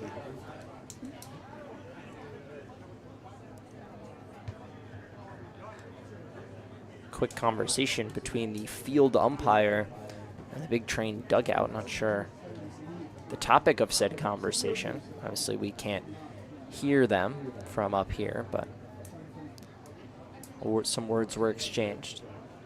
Seemingly friendly. Martinez hopes not to be too friendly to House here. Trying to extend a newfound Big Train lead that is softly hit just beyond third space. Going back and making the over-the-shoulder catches. DJ Schumann reels in a tough play and keeps everyone where they are. A big second out for the Aces without another run coming across the plate. 2-0 pitch to John Martinez. I don't hate that swing. That pitch is very hittable, but I'd like to see him maybe be a little more patient and wait for something a little more in his zone. He likes to hit pitches on the inside part of the plate and pull them. That one kind of on the outside corner and costs himself an opportunity for an RBI. Brett Ott steps in, swings and misses at the first pitch he sees. Ott has a little pre-at-bat routine every time he comes in, steps into the plate, shuffles around, does a little boot scootin' boogie, moves some dirt from spot to spot in the batter's box, and then stares out towards the pitcher. Has worked well, hitting over 300 on the year. And that pitch scoots away from Echeverria, but up the third base line, doesn't allow Gonzalez to move homeward. Good block by Echeverria to get down. He and Brett Ott are talking to each other and smiling, but that saves potentially a huge run. Quick update, only leads 4-3 over the Senators. That game has finished with 5 innings. The Aces now find themselves in a chance to hold on to their 1-game lead regardless of what happens tonight. Another wild pitch. Here comes Gonzalez. He's going to score. That ball went under the padding behind home plate, and Echeverria had no shot at retiring Gonzalez. It's 9-7. Echeverria, nice block on the previous pitch to prevent that run from scoring. This time couldn't get to it, just fastball jumped way above his head. And he's going to go out and chat with House. And you wonder if, still a very tough pitch to catch, whether if he hasn't been crossed up, you wonder if that was a cross up with him hopping out to talk right away, because he just kind of waved at that. And Echeverria, a pretty solid defensive catcher. Don't usually see guys just swing and miss at pitches, even if they are at head height. It's not, I mean, I would imagine they're going to talk about signs. There's runners on second, and those signs always tend to change. Maybe one of the two got confused. 2-1 to Brett Ott. Sharp slider for a strike. Deuce is now wild. There are 5 twos across the top row of the Shirley Povich scoreboard. Brett Ott, number 22. 2 balls, 2 strikes, 2 outs. 2 runs in the inning. 2 men on base. Oh my goodness. Lucky number 7 twos in the inning. Oh, and it's all ruined. Ball 3.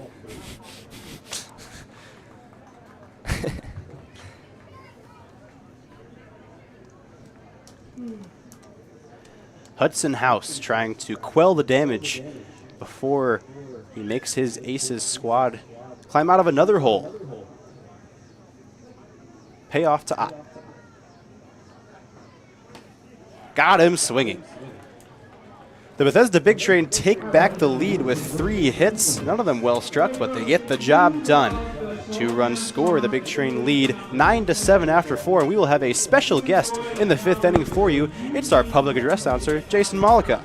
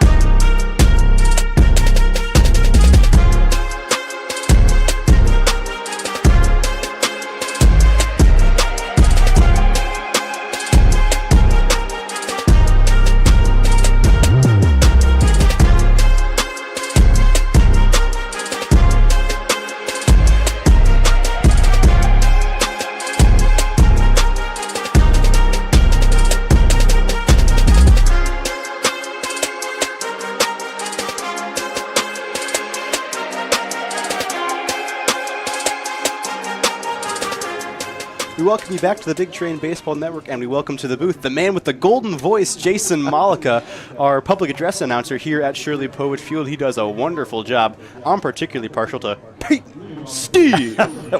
You know, and honestly, I'm jealous of all you guys. This was my dream growing up when I was in college. So the fact that you guys I get a chance to go back and listen, or when you're on the road doing the games, getting a chance to listen to you guys, this is outstanding. And I'm really proud to be a part of the organization, get a chance to listen to all of you, see the great work that the team's doing on the field. Nice that we got 2 runs in the bottom of the last inning, so we're back on top here. And I'm saying we, and I shouldn't say we. I should say the Big Train, making broadcasting errors across the board here already. We're a home broadcast. We'll let a we slip now and again. But, Jason, you're very accomplished in the world of media, both sports and otherwise. So what drew you to the Bethesda Big Train for this summer? Well, you know, it's funny. I followed the Big Train anyway. Used to be season ticket holders, and I was actually on the website and saw that there was an open call for a public address announcer, and I had done it. I've done it before. I actually do my daughter's in college now at the University of South Carolina, but before she left, and my son is still in high school there at Thomas Wooten here in Montgomery County, I do their basketball games, and I had done it in the minors a little bit too. And I thought, you know what, this would be an opportunity to get back in front of baseball. And so I put a demo tape together, sent it into Raquel, and got a nice call and an email asking me if I would be interested. And Sal with a wonderful call as well, and was really happy that they offered me the job and getting a chance to watch some great baseball this season so far. Obviously, we were very excited to have Jason, but we almost skipped over the fact that Kide Atatui is on the mound for us. There, I let it slip again. The Bethesda Big Train have placed the league leader in ERA on the bump here for the 5th and possibly beyond, trying to keep this game close and give him a tune-up outing before the playoffs. But, Jason, don't sell yourself short here. You just kind of skipped over, I did it in the minors. You did it for the Buffalo Bison, I believe, for a few years there. Yeah, during the time the Bisons were the Mets affiliate. We actually, when I was with the Bisons, we got a chance to do the All-Star Game, the 25th Annual All-Star Game. I was really thrilled that season that the late, great Tom Seaver, the franchise as the Mets call him, he did a ceremonial first pitch. So one of the highlights of my broadcasting career was getting a chance to announce Tom Seaver to throw the ceremonial first pitch. So that was great. And, it's getting a chance to be at a baseball game or any sporting event, but something about baseball, especially if you grow up around it, just being there and getting a chance to go to the ballpark each day and going through your routine and watching these players, whether at the collegiate level or the minor league level, work hard because they have a goal of getting to the majors one day, is really, it's inspiring, but it's also a lot of fun too, regardless of what happens in the game. Sure, we're frustrated when things don't go, whether it's the Big Train or whether you're working for a minor league team way. I just enjoy being at the ballpark and getting a chance to be around some wonderful people and frankly, watch what's been some terrific baseball this summer here in Bethesda. And if there's any younger folks watching who are interested in getting into the world of sports or the world of media more generally, do you have any advice for those young people? Well, it may sound odd, but a lot of the great broadcasters got started by picking up a tape recorder and recording themselves doing play-by-play of games that they recorded. And now, kids can essentially go on their PlayStations or Xboxes and announce a game that they're playing, per se, like MLB The Show or whether it's NCAA football by EA. When I was younger, I sort of did that. I took the computer games and would practice play-by-play because, again, that was my dream. And so I would recommend for any young broadcaster listening that if you have the opportunity, don't feel ashamed to grab your phone or some sort of recording device and practice broadcasting and give yourself a chance to hear yourself progress over the years. That was pretty close to the wall there. Nice catch in center field to end the inning. Alex Peltier and Kide Atatui seem to not have any interest in letting you chat, so we'll stick around with Jason Malika in the bottom half of the 5th after the Alexandria Aces go 1-2-3 by the hand of Kide Atatui.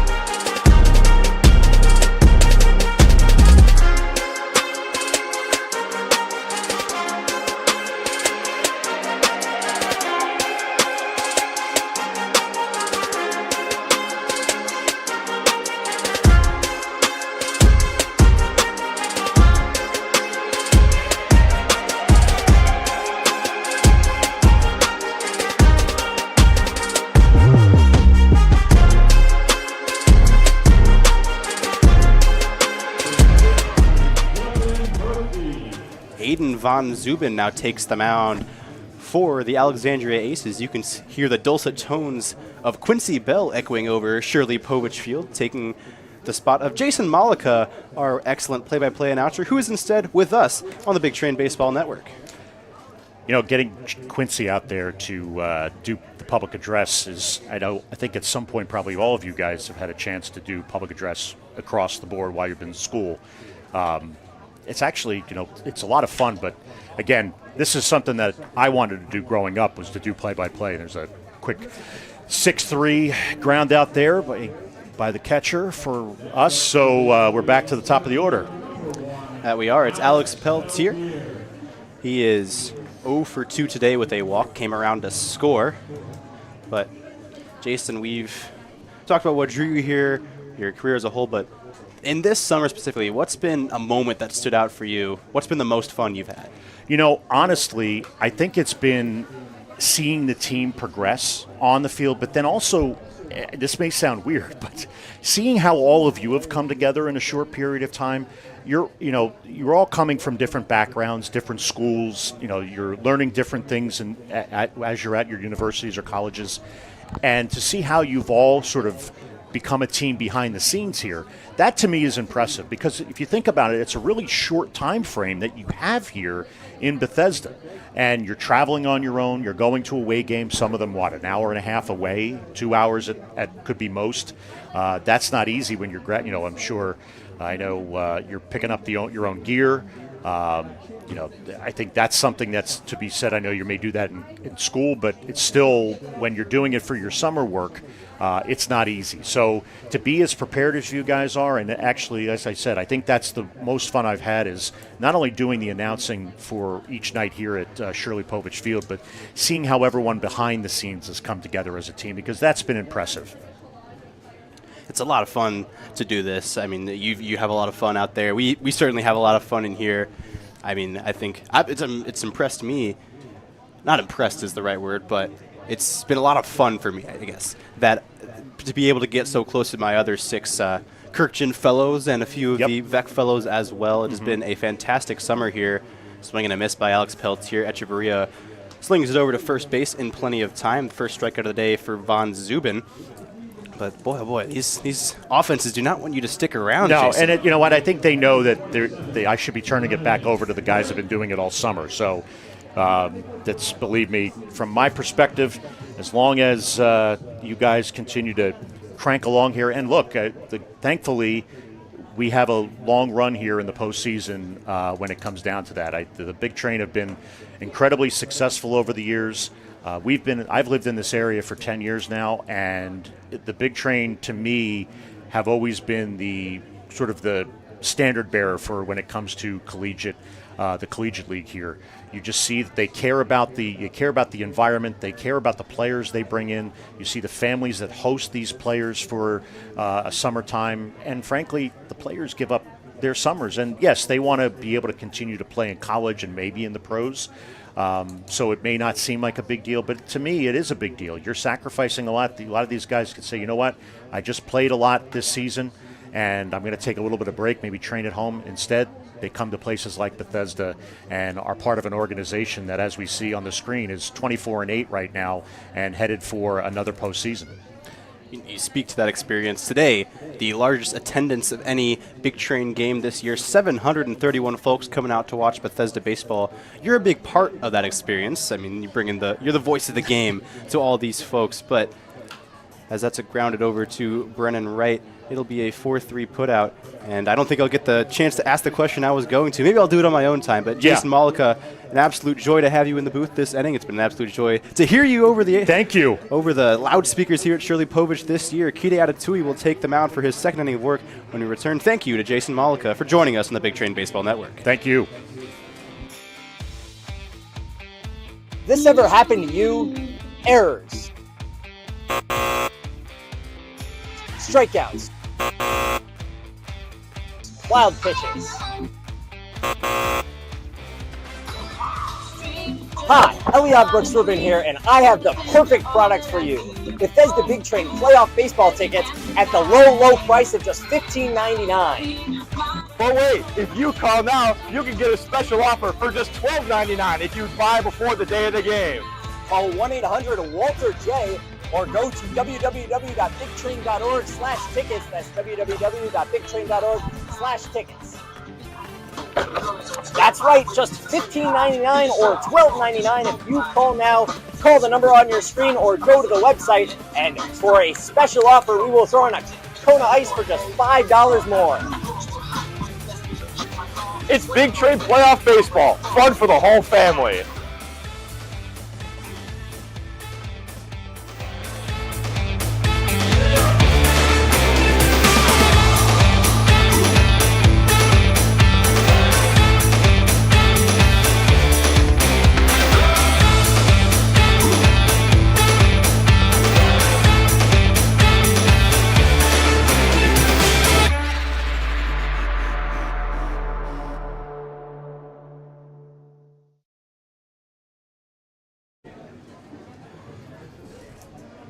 We had a chat with Jason Malika, so we didn't get much chance to talk about Kide Atatui. Elliot Brooks-Rubin is back alongside me, Jackson Corcoran again. Gibson Hurt, as always, is our producer-engineer. But Elliot, I mean, Kide, we mentioned a little while Bellis was up, but he has been phenomenal this year. I mean, best ERA in the league, second best in qualified league history. And he looked every bit the part in that first inning, getting a couple innings here in relief just to keep his arm fresh for the playoffs. They have used now 3 of the 5 starters in their rotation in just today's game to try to make sure everyone's kind of going into the playoffs ready to work in whatever capacity they're needed, and more importantly, nobody's rusty, but at the same time, nobody's overworked. I mean, maybe you, at this point, if you see the vision from Sal Colangelo, you might not be surprised to see Michael Davini maybe finish the game off, just go through the whole rotation. Honestly, no, like genuinely, like you said, just get everyone their get-right game here today, and then have them set and ready and all on rest by the time the playoffs start in earnest. I would imagine, I think it's possible we see Davini. I think it's more likely we see Davini start tomorrow and go about 3 or 4 innings, throw maybe 50, 60 pitches, and then the rest of the way after that tomorrow and all of Tuesday's game will be probably back end of the bullpen guys. I bet we see, you know, I wouldn't be surprised if we see Owen Stewart for 2 innings tonight, and then he'll be unavailable Monday, Tuesday, and then ready on Thursday, because his last outing was not great, and I'm sure Colangelo would like to get him right before the playoffs. Kide Atatui threw 4 straight strikes to open this at-bat. Only 2 of them are called that way, and now the count is 3-2. If you looked at our TrackMan 3D zone, it said that for the first 4 pitches thrown by Atatui were all in the zone. DJ Schumann taking all the way. 3-2. It's a ball outside. That one well and truly missed, but I don't know if DJ Schumann has the Ted Williams gravitas. I don't know, you know that story? The young pitcher comes in, throws a couple pitches right around the zone. He's like, "Sir, up. Where are those pitches?" And he says, "Young man, if you throw a strike, Mr. Williams will let you know." Yeah, I mean, Schumann has had a pretty productive season at the plate, but I kind of agree. This zone has been a little inconsistent tonight. It's been expanded a lot and shrunk a few times in inopportune moments, but one way or another, Schumann is on for the 3rd time today. Kide Atatui has been absolutely incredible this year. After this next pitch, we'll put back up that graphic we showed earlier today. Keep in mind that these stats are all from the start of today's game. They haven't taken into account any of today's happenings, but you mentioned it, Eliav, the 2nd best qualified single-season ERA in league history. He is unable to break the record. It's 0, but he can get darn close. He has had a shutout streak that dates back to the 2nd inning of his first outing. And he picks off the runner at first base, Schumann, heading towards second. He's in a pickle, and they keep on going. Gonzalez over to Brennan Wright, and they put him in the jar. Pickle's done, and DJ Schumann is retired. Oh, it's a terrible pun. Kide Atatui is really good at picking guys off. That is at least the 4th or 5th batter that he's picked off this season. I believe the 3rd straight game that he's had a pickoff. He is so crafty with how he moves his head. His leg just goes basically straight up and down. He really throws the ball hard, but he's so good about timing, switching up the timing and the cadence, and then not being predictable with where he looks before he throws. Sometimes he'll look home, throw home. He'll look home, throw to first.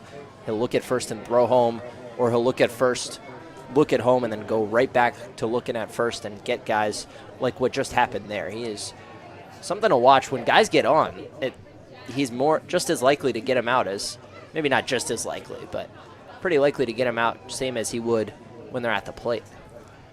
You don't just get to a .37 ERA by throwing strikes.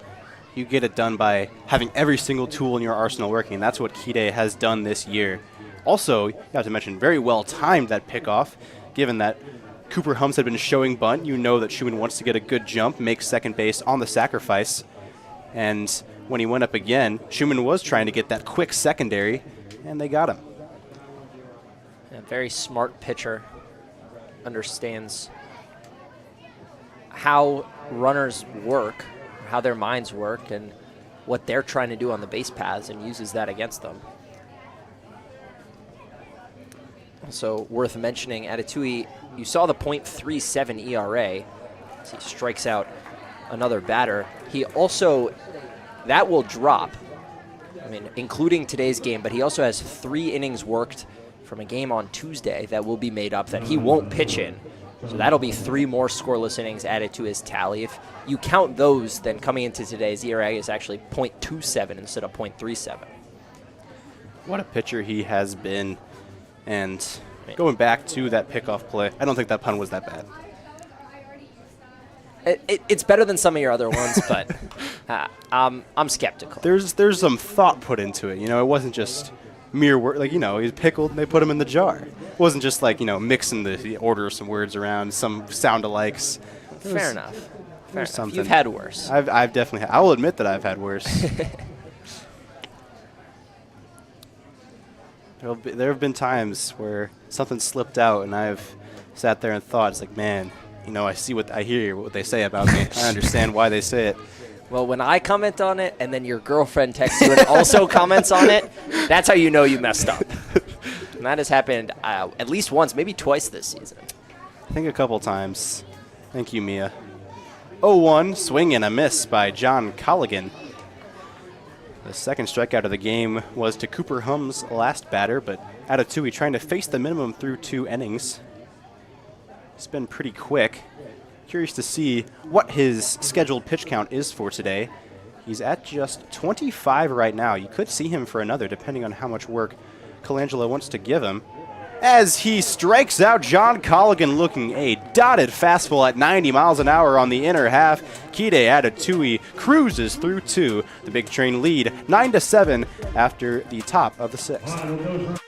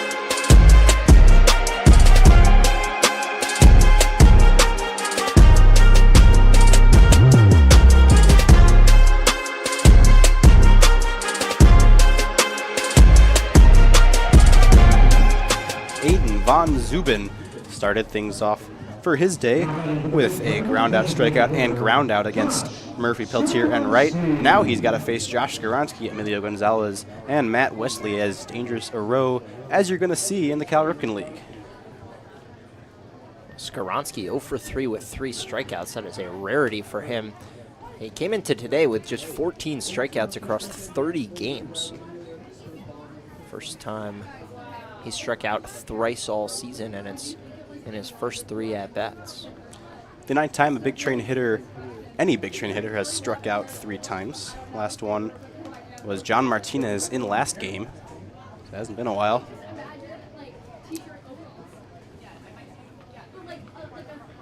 Nobody struck out 4 times, though. Josh Skaronski very close to being the first against the hard-throwing Aiden Von Zubin. He fights off a backup slider to stay alive. He's just not seeing the ball the way he usually does. He's so good, maybe the best in the entire Ripken League, at getting barrels to baseballs and hitting them hard one way or another. He can go to all fields, but tonight it's just been a struggle for him to pick the ball up. The 0-2. Did he get it or not? It was fouled, or was it? Well, the umpire took a shot, and Yeah. I'm not sure he knew. He just put his hands up like foul ball, but he's going to have a discussion. I thought that was a foul ball. I don't think that gets past the catcher if it's not tipped. Yeah, because the catcher did not catch it. So if it was tipped, Skaronski stays alive, and it was. Echeverria, though, did the smart thing, acted like it hadn't been tipped, grabbed the ball, tagged Skaronski. No point in not making that surety.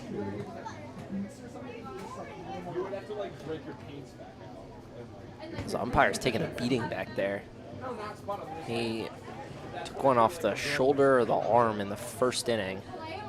Was shaken up for a while, and he's been clipped a couple times. Not as badly, but took one off the leg in the last inning. And now gets hit dead central right in the gut. And that's painful when it comes in 90 miles an hour. It goes right off the bat of Skaronski. He's going to feel that for a while. Josh Skaronski faces a 92-mile-per-hour fastball, perfectly located, but fouls it away. A couple uncomfortable swings, though, from Josh Skaronski. We're not used to seeing anything less than the A swing from Josh, and that could be a sign that he's just not seeing it tonight. And it just hasn't been his night, but admirable job here. He's fouled off 4 consecutive pitches. He pops that one straight up in the air. Ernie Echeverria meanders back towards the net and drops it. Another life for Josh Skaronski. Echeverria just poked his way on back, leaned up, casual-like, and it hit off the edge of his glove and hit the turf. That's a teachable moment. That's a coaching moment. If you're a young kid out there, he was way too casual about that. Kind of walked his way over. He still held the mask in hand and stuck his glove up at the last second. You got to get there early and have more time to adjust, because that ball came spinning kind of back towards the field of play. If Echeverria gets there sooner. And that's going to cost the Aces. Josh Skaronski goes opposite field. He's rounding first. He's gunning for second. Slides in head first to tag. He's safe. Josh Skaronski gets second life and makes the most of it. A no-out double for the designated hitter. That is Skaronski's 6th of the year. That ties him with 13 extra base hits with Wesley and Steele.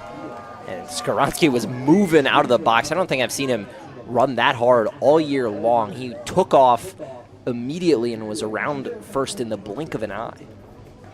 That's one to where to get a double, you have to be thinking double as soon as the ball leaves your bat, and that's what Skaronski was thinking. He wanted 2, and as you said, he just flew there. And that's the approach of someone who struck out 3 times, puts together a really, really good at-bat, fouls off 5 pitches in a row after falling in an 0-2 hole. Gets lucky that Echeverria dropped the pop-up, but he needed that extra base to feel a little bit better about his day, and now in scoring position, and all Gonzalez has done today is hit. 3 for 3, 2 home runs and a single. He has tied the Big Train season high for home runs and RBI in the game with 2 and 5 respectively.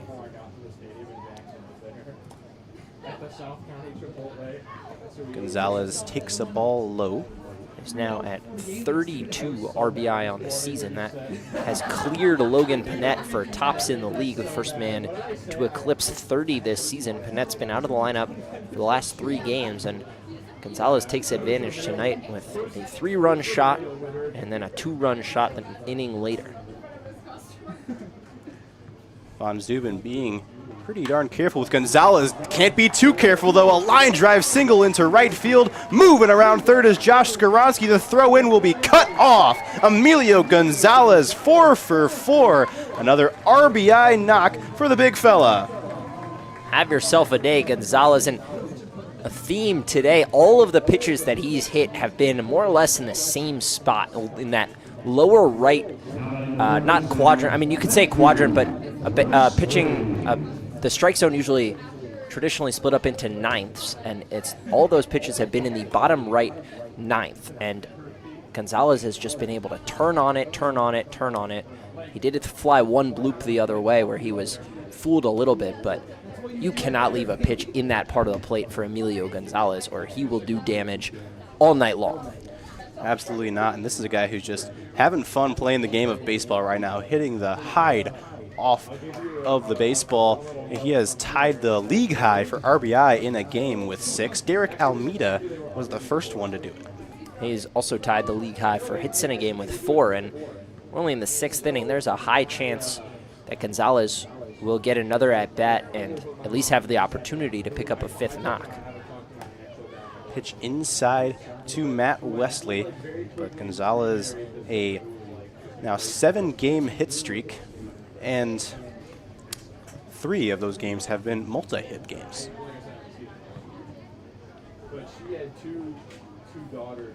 One of them actually wished me a happy birthday. Swing and a looper from Matt Wesley into center field. Moving over and making the catch is Cooper Hums. That's the first out in the inning. Emilio Gonzalez moves back to first. Wesley just jammed a little bit. Pitch on the inside part of the plate that he kind of fought off the other direction. Hit it decently hard, but didn't quite get the legs into it that he would likely have wanted. Can also tell you that Emilio Gonzalez has the most total bases in the game of any Cal Ripken player this year. He has 10 with those 2 4-base home runs and a pair of singles. Eclipses Walker Zampella of the only crop dusters. It was just me and my dad who would go, and this lady was talking to me about how I need to change. Peyton Steele can join Emilio Gonzalez in the 4-hit club. He is 3 for 3. 3 times he has jumped on a fastball and pulled it sharply through the 5-6 hole. And my mom was furious. She was so mad. So my mom took my dad to court. Big Train as a whole, including Gonzalez's effort today, have 6 4-hit games. Steele does not have one yet. Takes the ball here. Picked up 3 hits. Looking to do 4 for the first time in his collegiate career. Gonzalez waits at first. Von Zubin coils and uncoils, and that heater is high. Von Zubin has plenty of fuel coming out of that left arm of his, and that's pretty much all he's throwing. Fastball heavy pitcher. Reminds me of Connor Lehman on the left side for the Big Train, guy who just trusts his fastball and lets it rip.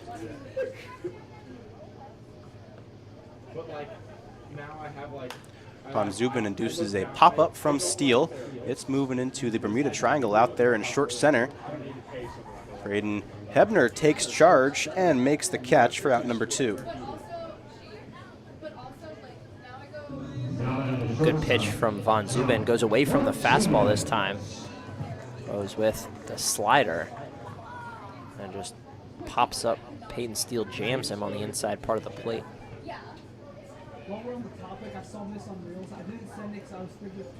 Here is John Martinez, 0 for 3. And he takes a fastball strike on the inner half from the lefty Von Zubin.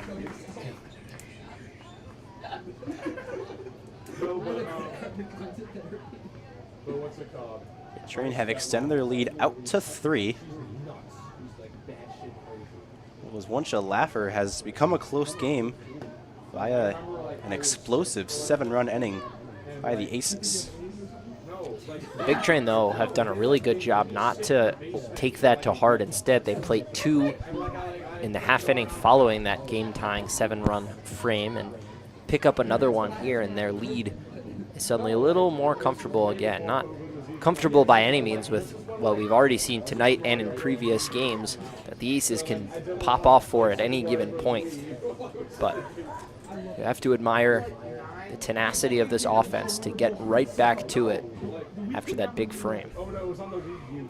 On the other end, you have to give credit to Kide Atatui, a guy who's been in the starting rotation for a while now. Line drive, third base. It is caught on the kneel by Michael Powell. Well struck by Martinez, but well gloved by the hot corner man.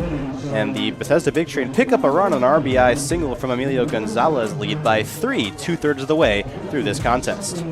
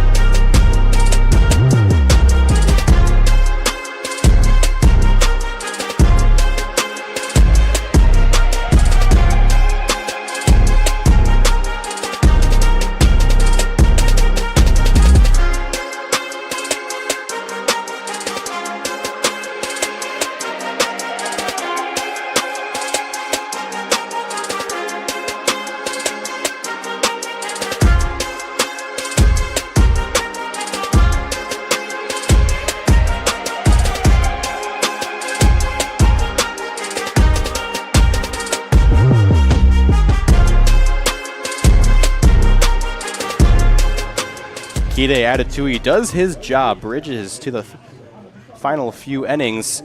2 brilliant frames from the best pitcher in the Cal Ripken League. And Michael Cass now has to hold on to a 3-run lead. He's been up and down this year, has one of the best relief outings of the season against Olney. But the last time he pitched against these very Aces was a bit of a struggle.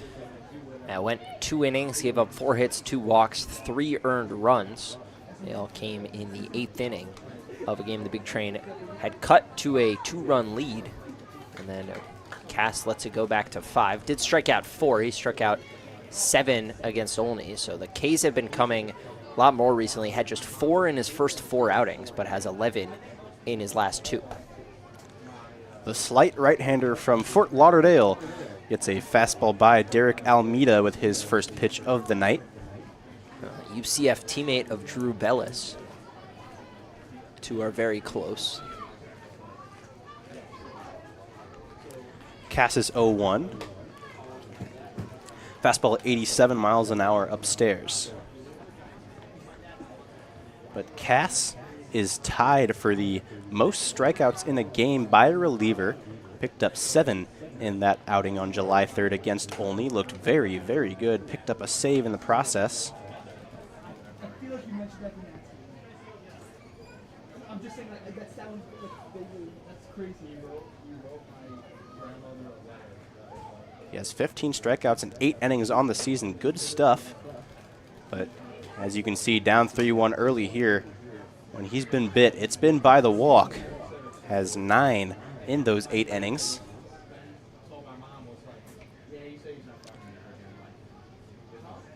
Multiple walks in 4 of his 6 outings. A heater at 89 induces a foul ball back. Count now is full against Almeida.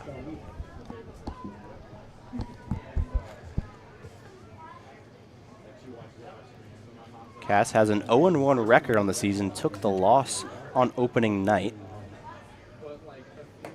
and walks Derek Almeida to start his night. Not a bad at-bat, just lost Almeida towards the end. Lead just 3 for the big train, and as much as tonight is about getting these pitchers some final reps in before the playoffs, I'd obviously like to see a win. Cass gonna have to bear down here. I still have a feeling we're gonna see some Owen Stewart before the night is out. Although I guess he could go tomorrow as well, but I'd like to see Cass work an inning or 2 cleanly. Cass has the stuff to do it, just has to be in the zone. There is a middle fastball at 90 miles an hour. Almeida getting a big jump off first now, moves back as Cass holds it long. Another 1 ball is high.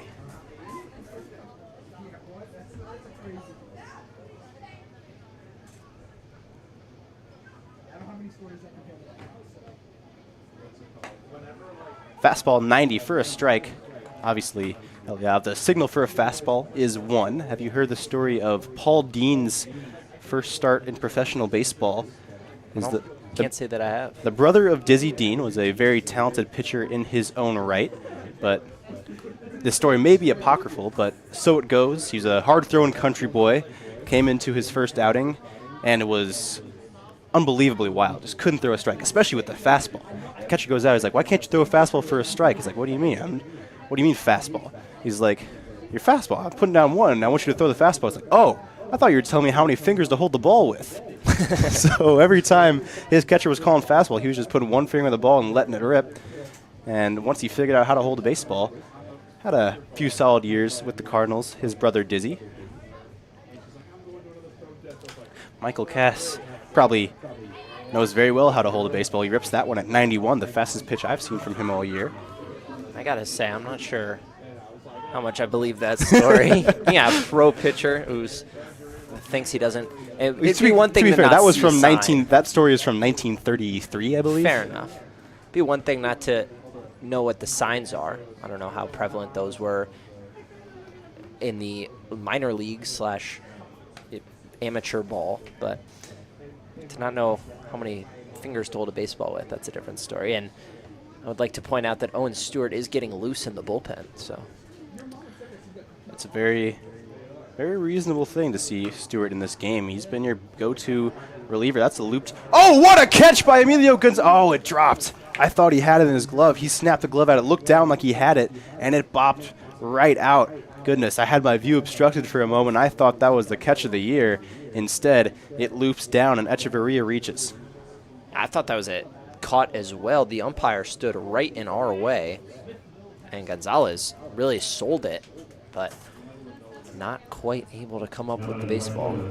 And now the tying run stands at the plate, and it's a guy in Degnan who has already put one beyond the wall.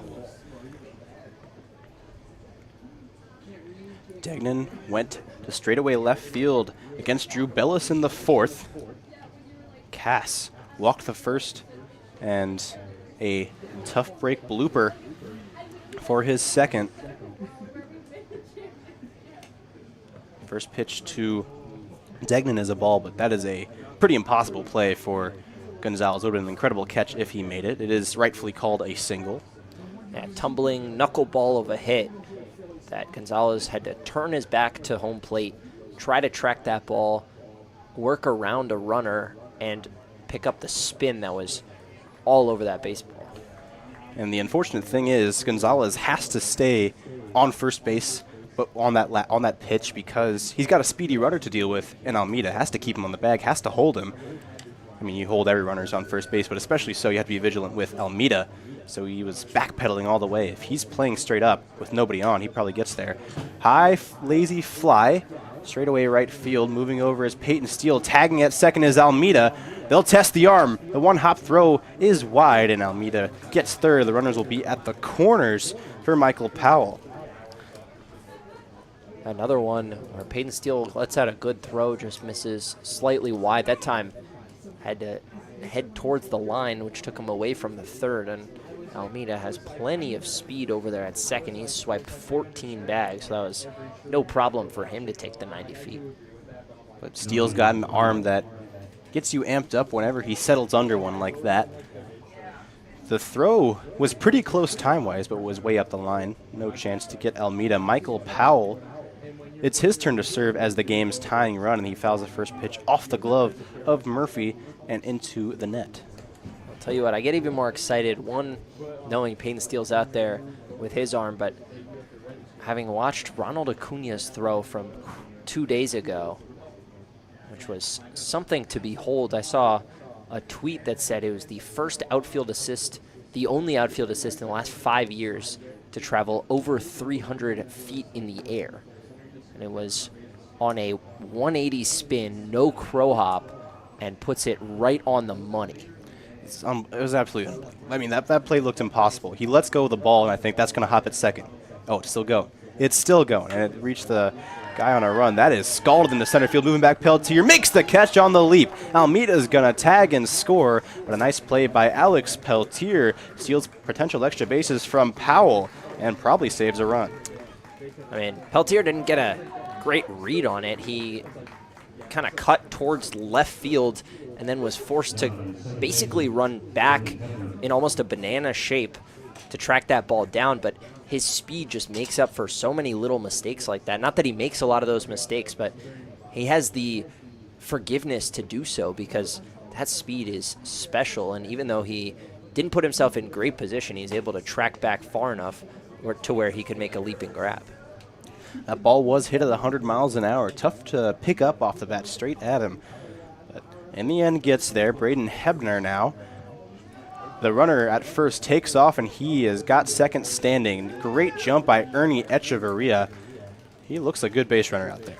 That's 9 on the season on 9 attempts for a guy in Echeverria who is a catcher and first baseman.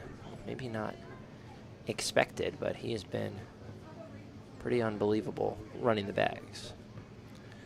Braden Hebner now trying to bring him in. He's in scoring position again, gets a good secondary, but it has to return. Pop fly right over the second base bag. It carries out into center field. Brennan Wright has lost it, but luckily Alex Peltier has found it. He makes the catch. A leadoff walk comes around to score, don't they always? But the Bethesda Big Train still lead 10-8. If you're not excited about the Bethesda Big Train playing in the playoffs, you should be, and you can learn more about it right here.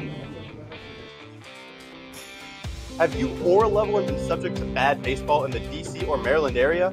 Have you been on the wrong side of a Drew Bellis curveball or a Josh Skoronsky barrel? Has your favorite team's game been rained out 10 too many times? Here at Povich, Johnson, and Colangelo Law Firm, we're here to help. Call 1-800-WALTER-J for tickets to playoff baseball. Or go to bigtrain.org/tickets. That's bigtrain.org/tickets.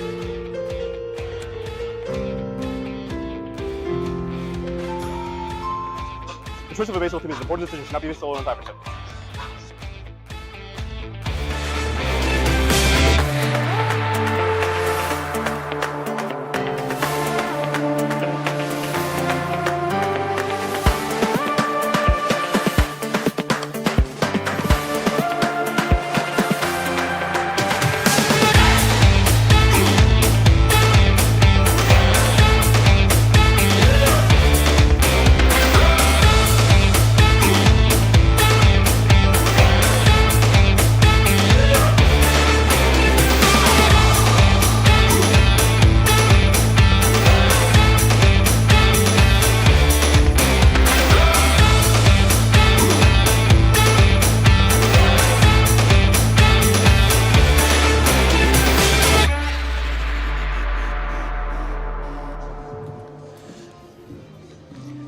The Alexandria Aces still have not led in this game, but they're back to chipping away after blowing a hole in the lead with dynamite in the fourth. Now they're returned to the pickaxes. Scrape one across in the seventh. Brett Ott, Dylan Murphy, and Alex Peltier will try and re-extend the Big Train advantage against Aiden Von Zuben.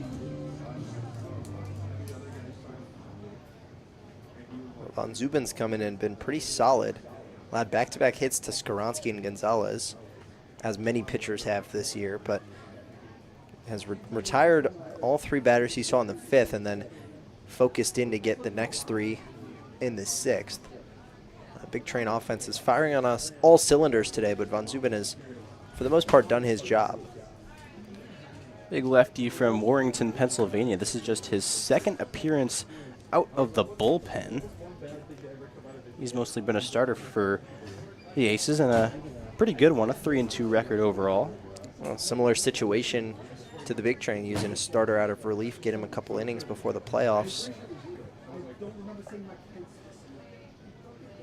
He's throwing to a teammate at school. Both Von Zuben and Echeverria go to Pennsylvania University, the Ivy League program.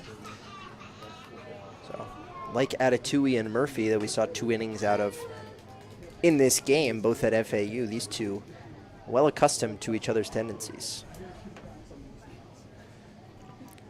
It seems to be a similar situation for the Aces as the Big Train have with schools like FAU, UCF. There's plenty of Penn guys on this roster. We assume coaches of the two squads are friendly. That happens a lot in summer ball. Coaches that know each other, they trust the summer ball coach will do right by their boys. There's plenty of coaches that trust Sal Colangelo to do that very thing. Penn, Michael Powell, who's playing third tonight, also a Penn guy. I mean, Colangelo's roster of coaches he can call up is probably the best in the league. He's got FAU, ECU, Alabama, Maryland, all on speed dial. Charlotte, he pulled a couple guys from this year. UCF.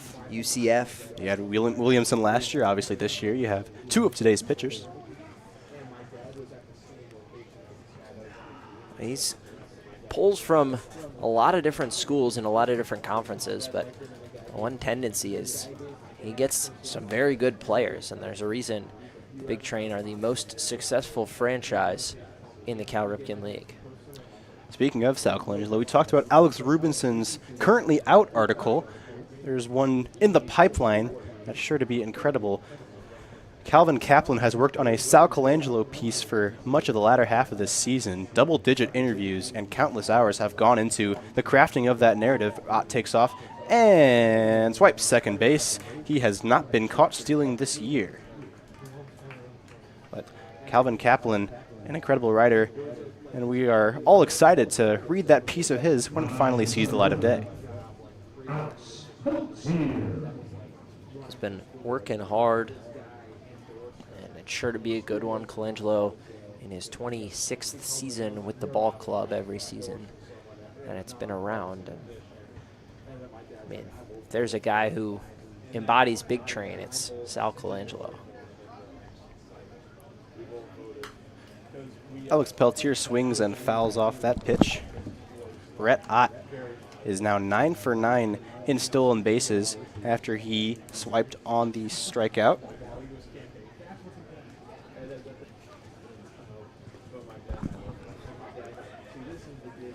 Peltier, uncharacteristically quiet day. He's 0 for 3 with a walk. Ott got a mammoth lead off second base. Von Zuben gave him a glare. He hopped back, and Alex Peltier sends one foul. You've often seen him, if he gets late into games, Eliav, 0 for 3, 1 for 4. He lays down a bunt. Didn't see him do that this time, trying to swing away, trying to get that bat right. I mean, he's just 2 for his last 19. He doesn't have an extra base hit, including today in his last 7 games, which is the longest stretch he's gone all year without an XBH. So trying to find that swing again before the playoffs. Brett Ott draws the ire of Von Zuben once again. UPenn product gives him a look at second base. He is easily back. But this is a guy that, without a doubt, you want in the leadoff spot and in center field throughout your playoff run. So if I were writing the lineups, and South Colangelo does a great job of it, but I would give Peltier the next 2 games off. He hasn't had a game off in a very long time. I just want him as fresh as possible, given that he's been such an everyday guy for the playoffs. At least one of the next 2 off. Probably just tomorrow, since he's already in the lineup for the resumed game. But there's not a lot of backups to go around, especially if Panette remains hurt. But I kind of agree. I wouldn't be too surprised if he's out of the lineup tomorrow. Strike 3 called to Peltier. The cold streak for the great hitter continues. And Brennan Wright now the last chance to extend this lead back to 3. Well, he can't really be blamed for that one. That was off the plate and not super close. But a good frame by Echeverria. Peltier is rung up for the 3rd time, so both he and Skaronski have been sat down thrice apiece. And the Big Train team that strikes out the fewest in the league, or the least in the league, I should say, has been punched out a number of times. There's upsides and downsides going back to the roster talk we were having about the small contingent of position players that Sal Colangelo carries this year. The upside is that you're sort of beholden as a summer ball coach to play your guys a certain amount. Obviously, you're trying to win baseball games. You know, you're not playing JV baseball, but you can't really sit a guy for a whole summer and expect to get players from that school again. So you have to play guys a certain amount. So with the Big Train holding pretty much a major league sized position player roster, you can play your guys and not really worry about having a ton of guys just sitting and wasting away. But on the other hand, when you want to give guys breaks, you can't really do wholesale changes like you could do in a college spring game where you have a huge roster. Yeah, and also you look at the fact that there's 13 hitters on this roster. 2 of them at the moment are injured and unavailable. That leaves 11. One of them is J.J. Hand. He's the backup catcher. He's not going to be playing the field, so you have just one fielder that isn't a catcher on the bench in any given night, and that means that if a guy's needs a breather, but a different guy's took a fastball on the ribs and is feeling it the next day, like, you got to pick one or the other to give the night off, and it's tough. And for the most part, I think it's been to the benefit of the Big Train. You get to use your guys. The guys who get hot continue to stay in the lineup, get to swing the bat every day. For the most part, I mean, Brett Ott was an exception earlier in the year when he was red hot and then just couldn't crack the lineup. But it does create some issues when you have a guy like Peltier who needs a breather, but you barely have the bench spots to accommodate it. Brett Ott has been bouncing all over at second base. He does so again as Brennan Wright takes ball 2. Right in a 2-strike count, which he thrives in. He struck out just 10 times all year to 28 walks. That follows up on a spring season where at Meridian Community College he played in 53 games. He struck out just 13 times. Brett Ott takes off in the 2-2. Check swing by Brennan Wright goes back to the pitcher Von Zubin. Throws a dart over to first base and retires Wright for just the 2nd time today. The Bethesda Big Train are retired in order after a leadoff walk. They still lead by 2 with 2 innings to go.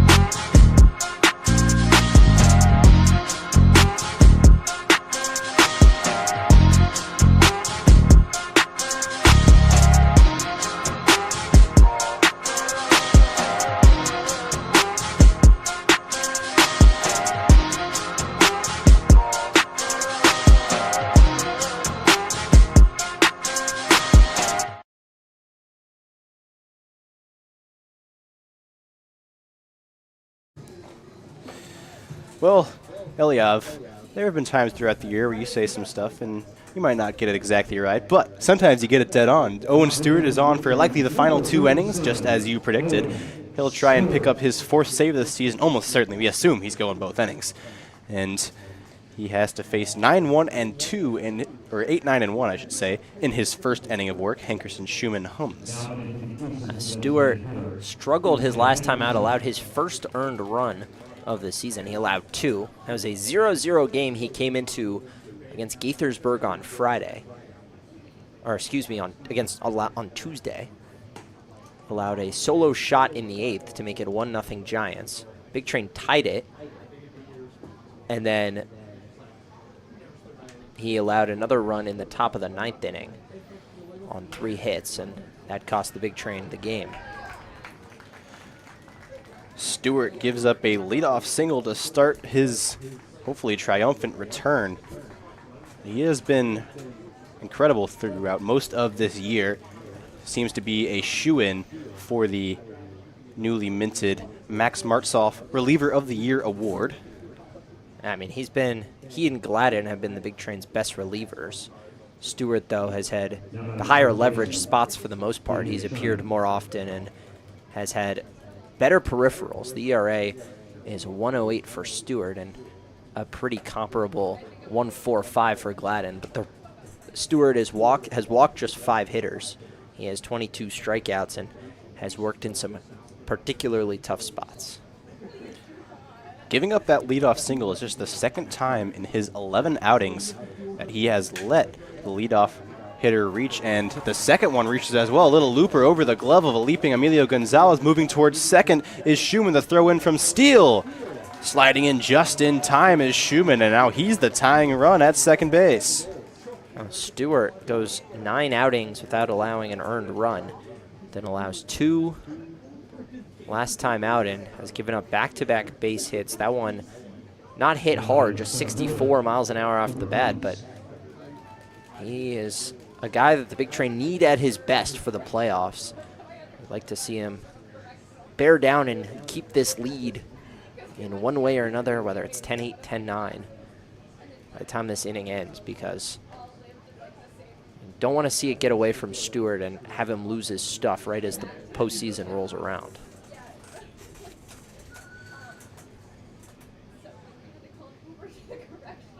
Stewart cranes down the mound, vulture-like, gets his sign from Dylan Murphy, and the first pitch to Cooper Hums is a slider grounded foul.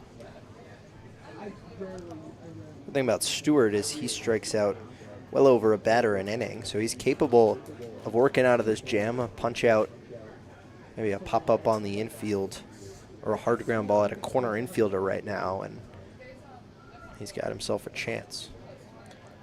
Goes for the backdoor slider, just misses a little too far to the arm side. The corners of the infield are in to try and keep Hankerson honest at third, but the middles are back to try and keep a ground ball up the middle from scooting through and scoring Schumann from second. Swinging a line drive near the light pole down the right field line and into the parking lot. That had an insurance claim written all over it.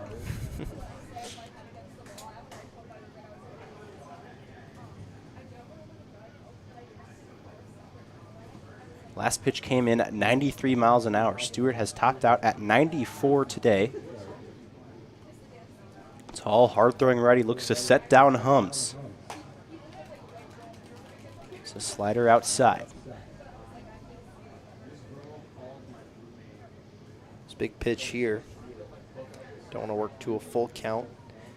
Hums has struck out 3 times today, so vulnerable to the punch-out. Cooper Hums rips that one, but about 3 feet foul. Stewart not missing barrels the way he usually does. He's gave up a hard hit single up the middle. That one crushed down the line, just barely scoots foul. But early in the year, I mean, really up until his last appearance, Stewart had been so good about inducing soft contact, and he's been hit hard in his last 2+ innings of work. 2-2. Slider outside. That's where we was missing a lot in his last outing as well. He was trying to throw that slider and was missing arm side, wasn't finishing the pitch. Just backing up on him.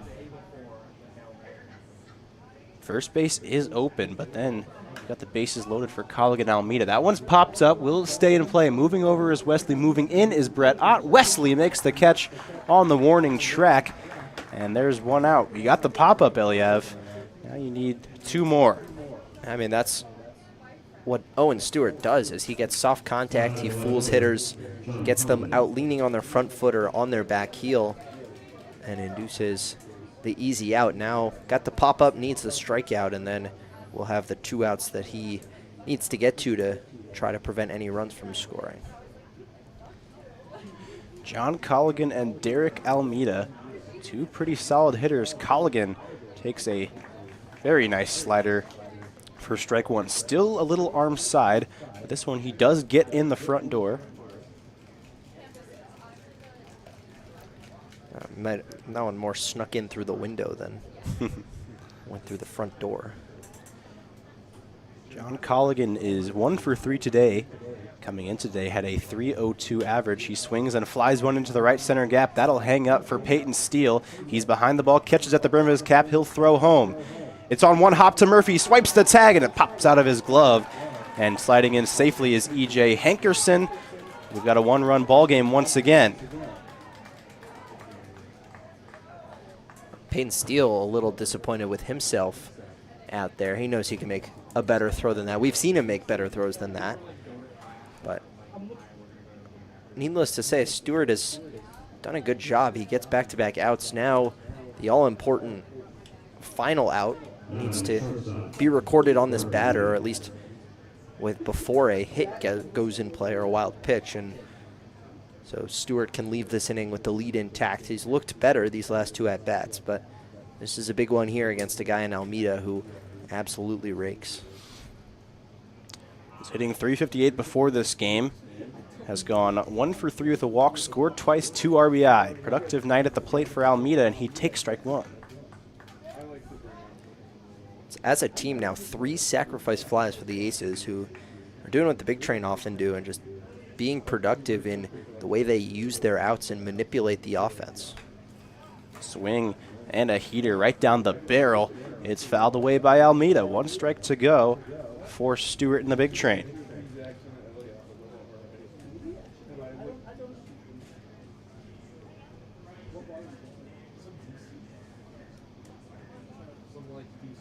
Stewart allowed the first 2 to reach via hits.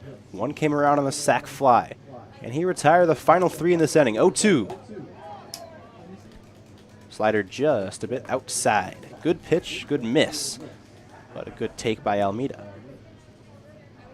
Yeah, you want to be there. The 0-2 slider, he's been throwing a lot of backup sliders. That one got out of his hand a little more, and if Almeida was looking for the backup slider, might have gone for swinging for it. And that time Almeida checks his swing as a defensive measure. I don't think he ever thought about actually swinging at that pitch. But it is well inside, and he didn't go.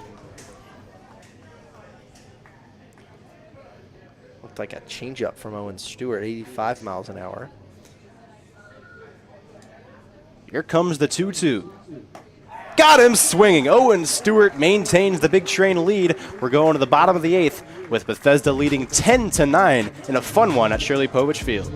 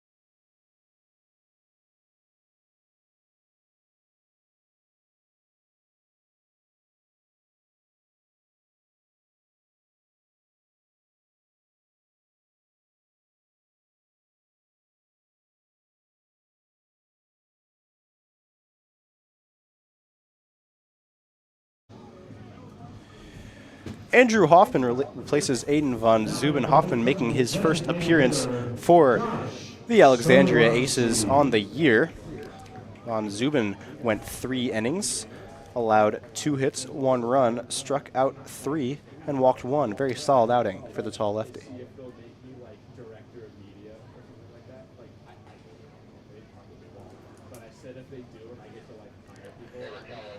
Hoffman gets a fun introduction to the Cal Ripken League this year. It's Josh Skoronsky, Emilio Gonzalez, and Matt Wesley. Hoffman just finished up his senior year at Gonzaga College High School, a local powerhouse in the WCAC.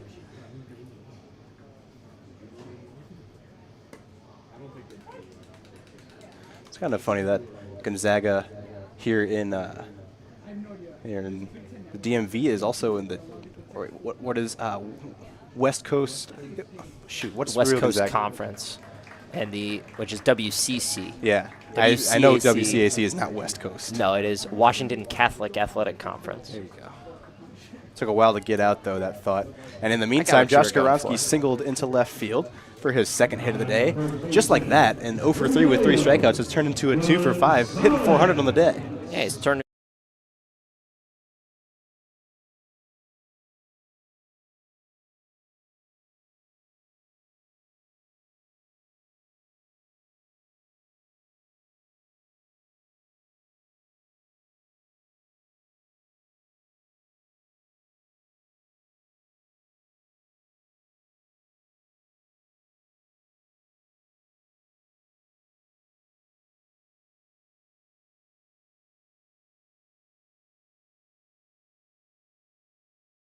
Emilio Gonzalez, what a day!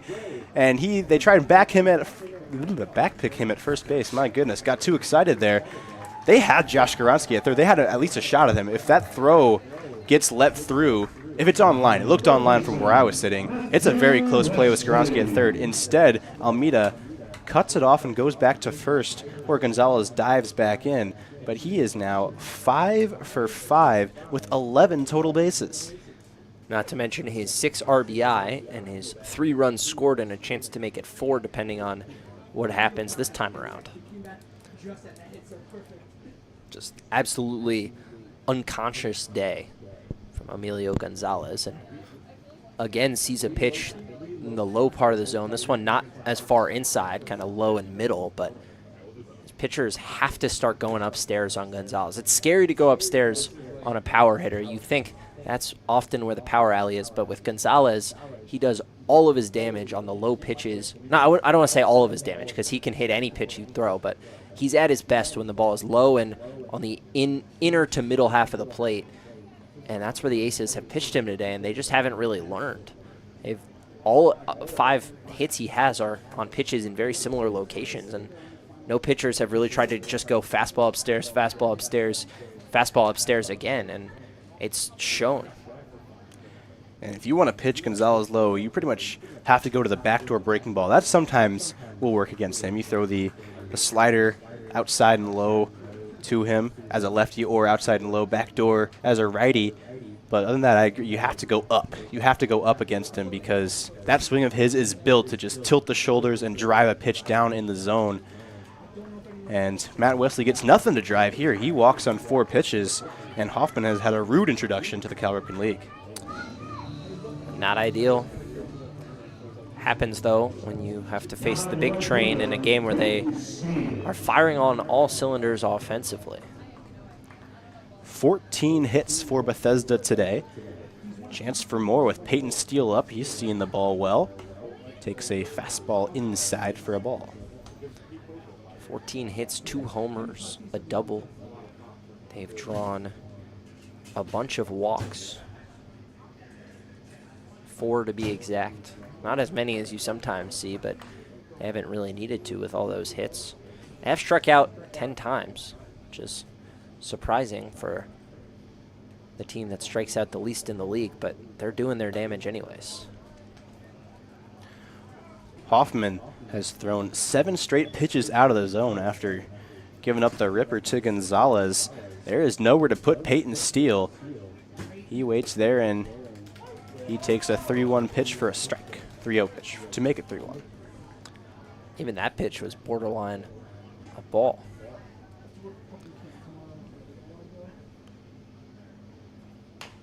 Chopper towards third base, fielded there by Powell. He heads home. The throw is low. It is dug out by Echeverria. Very nice play by the catcher. Stayed in there, kept the foot on home plate, and made a tough pick with the catcher's mitt against Josh Goronski bearing down to you. Not an easy task. No, that's a big dude who's running very hard right at you if you're Echeverria. He's able to pick it again, similar to what we saw when Powell made an error in the fourth. It looked like he was trying to rush that just a little bit and almost threw it away, but good job by Echeverria to stick with it and save his teammate a second error and, more importantly, save a run. John Martinez now, first pitch swinging and missing. I'm sure our producer Gibson Hurt will tell you a catcher's mitt is made for sticking, not for picking. It is very tough to pick a throw like that with a catcher's glove. So, again, credit to Echeverria for a very nice run-saving play. Swing and a pop. That's going to go up and over our press box and into the concourse. Martinez, the only man in this lineup yet to reach base today. He is 0 for 4. He's struck out. He's grounded out. He's popped out on the infield and hit a smoking hot line drive that was caught by Powell at third. He gets way out in front of that breaking ball, hits it off the very end of his bat to the opposite way. Martinez working on a 4-game hit streak, trying to make it 5, but this will likely be his last chance to do so.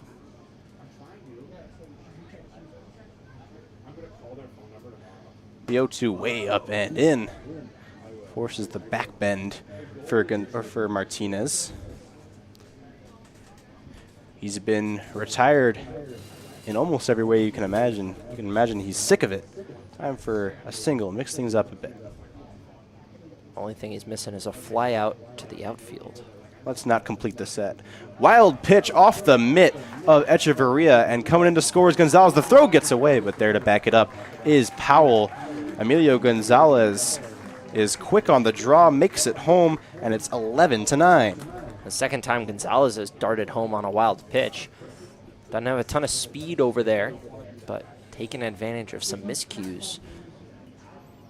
And takes away the potential for an inning-ending ground ball double play.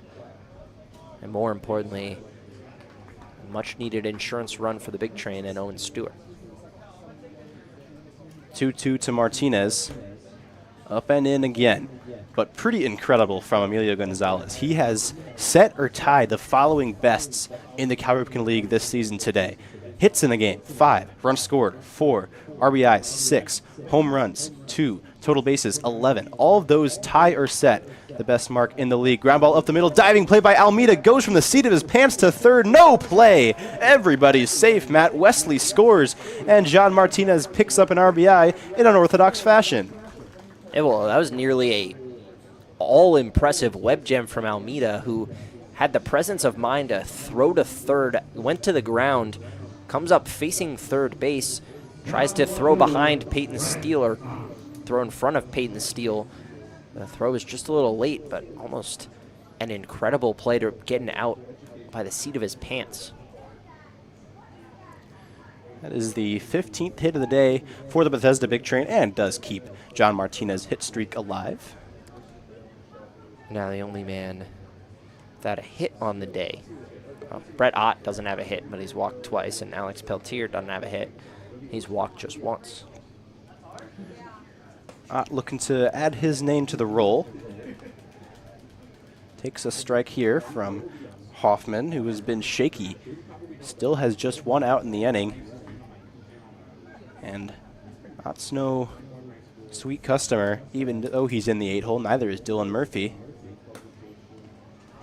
Misses outside. And even though he's played less, his numbers might not be as strong. Ott's Bethesda's answer to Schumann and Echeverria in terms of patience. 14 walks, and he likes to work very deep into counts. I said it before, but I'm still kind of proud of it, so I'll say it again. He walks up to borderline by Tame Impala, and that's where he likes to take pitches. Around the borderline, he'll take it very close to the zone. Good eye around the edges, and very rarely chases anything in the pure waste zone like that. You won't see Ott go fishing. Very rarely, if ever, and more often than not, his 12 strikeouts, a lot of them have come looking. He's taken pitches that were just a little too close. And he would rather take a few of those than swing at a bunch of pitches not close. There's another borderline pitch, and it is taken by Brett Ott, his third walk of the day. A 600 on base percentage for the outfielder, and it brings up Dylan Murphy with the bases all loaded. Murphy 1 for 4 today. He's got a single, a pair of strikeouts. Came in to the game with just 5. Just his second multi-strikeout game. The first was against Olney.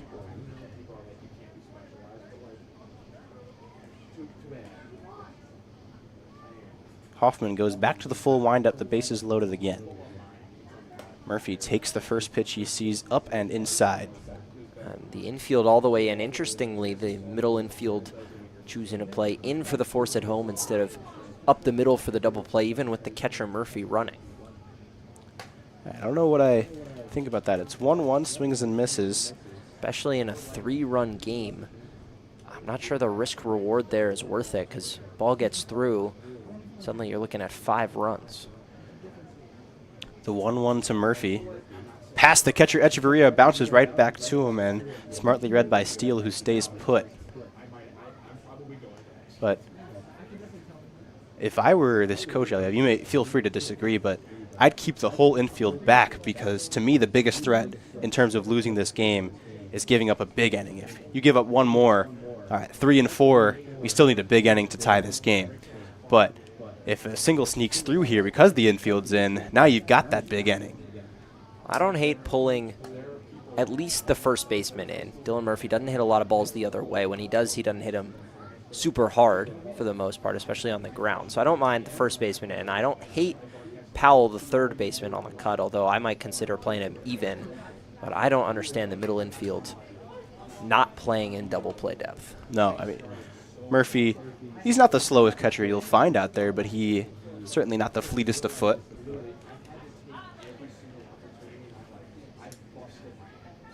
But he's got to put a ball in play to make it a difference. He won't have to. Another walk for Hoffman. The third he's issued in the inning. This one an RBI based on balls. It is now 13-9. This inning has gotten away from Hoffman very quickly. And there is absolutely no action in the Aces bullpen. It is stone dead out there. Unless they just had a guy finish getting ready. They're going to visit with Hoffman.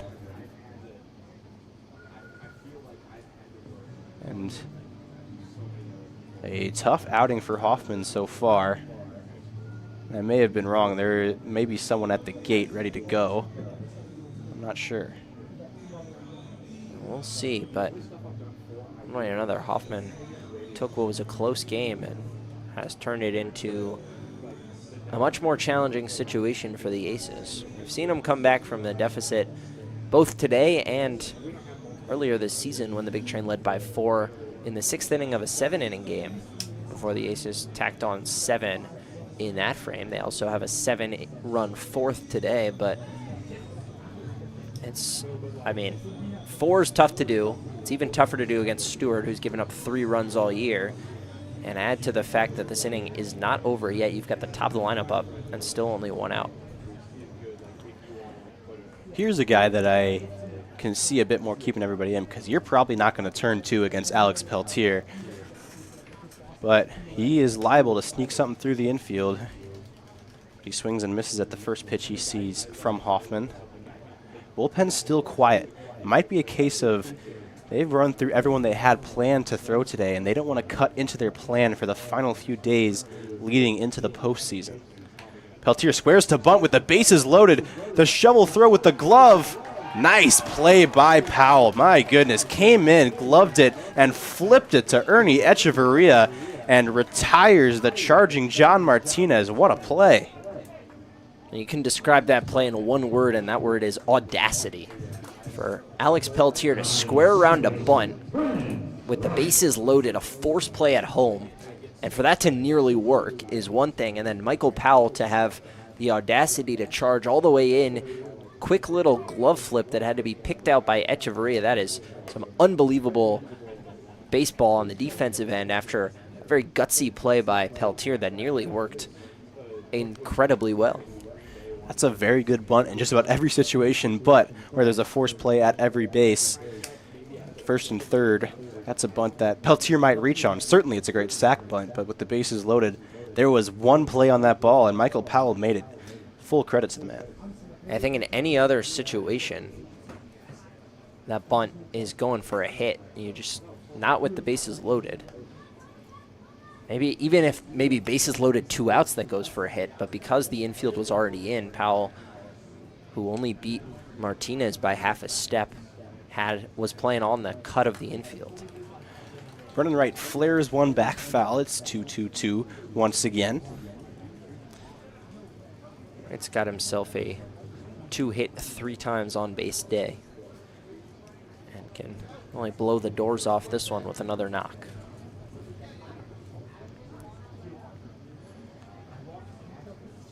Hoffman twitching up there on the mound, working from the full windup again. Bases still loaded, 2 outs. The 2-2. Plunks Brennan Wright, and it's going to push another run across. Wright didn't flinch. Saw that coming at his foot the whole way and said, "I'll take an RBI, thank you very much." His first of the evening. The Big Train have batted around against the best pitching staff in the league twice. They came in with the league-leading team ERA, did the Aces. And in the second, Big Train brought 9 to the plate. This inning, they've brought 10. Pitch inside, back pick towards second, diving back in. Peltier, he is safe. That's a set play from the catcher Echeverria, shortstop Almeida. They drew that up. They called that before the pitch was thrown. They saw an opportunity to pick off Peltier, who always takes a huge lead, and nearly got it done.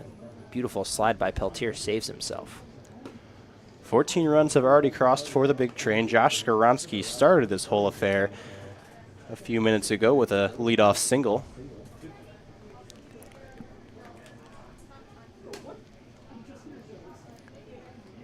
Pitch is a ball.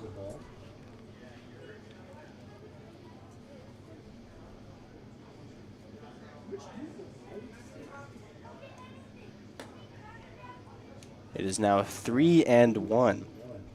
And for a lot of this inning, it's been misses like that have done Hoffman in. That was about 2 inches off the upper outer corner. But Skaronski's taken all the way because he doesn't have to expand the zone.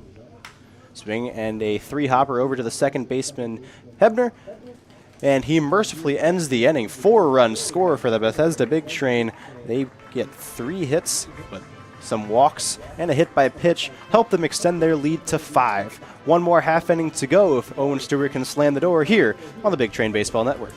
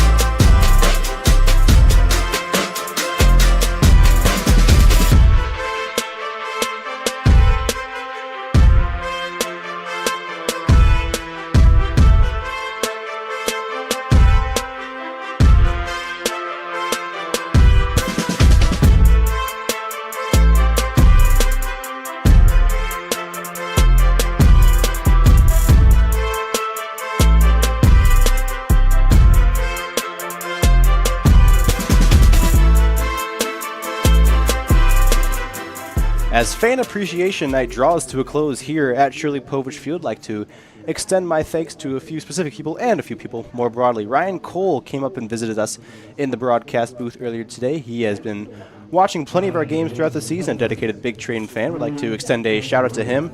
Would also like to extend a shout out to my family at home who has tuned into plenty of Bethesda games throughout the season, has become bigger Big Train fans than you could ever really hope for. And of course, to the rest of the Big Train fans and family who have tuned in with us throughout the season, we are ever so grateful for your support. It truly could not happen without you. So we thank you from the bottom of your hearts for tuning in to the Big Train Baseball Network night after night.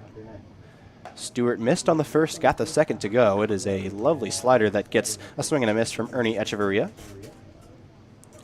Echeverria is hit the daylights out of the ball against the Bethesda Big Train. Quick pitch from Stewart, and it doesn't do anything against Echeverria, who picks up his 4th hit of the day.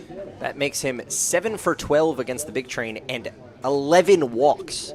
He has been on in 18 of 23 plate appearances against the Big Train. This guy scares these Big Train pitchers like few other hitters in the league. Gavin Degnan, he's had his fair share of success against this ball club. And the first pitch he sees buckles his knees, and it's a strike. Degnan has essentially a 9-game hitting streak, including today. The one game without a hit was a pinch hitting appearance where all he did was walk.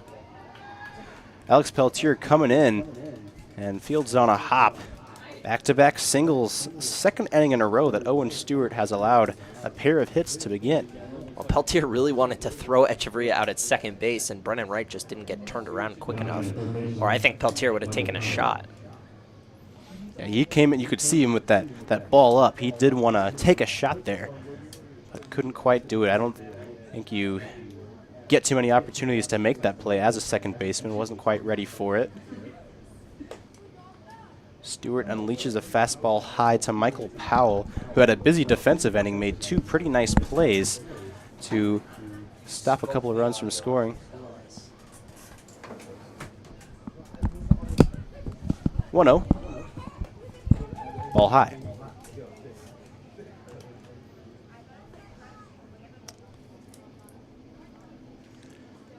Stewart has plenty of breathing room, leading by 5 runs here in the top of the 9th. And he's not a guy who's needed breathing room throughout the year.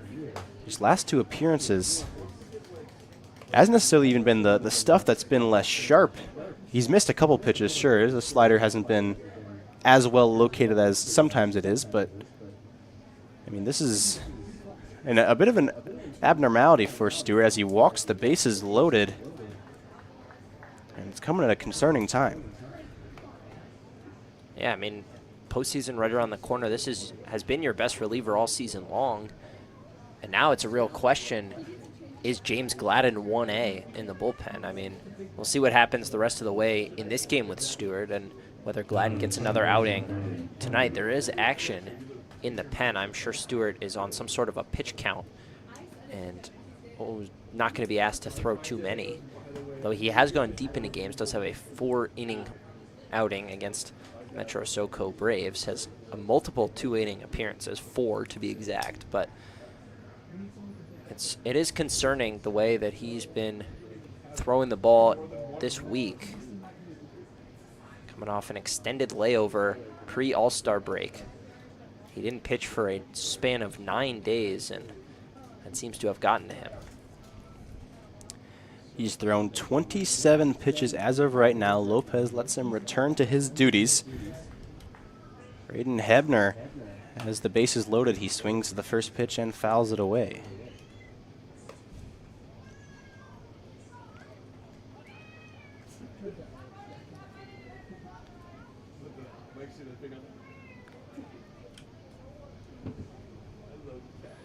Stewart uncorks a slider down in the zone, and it swung on and missed.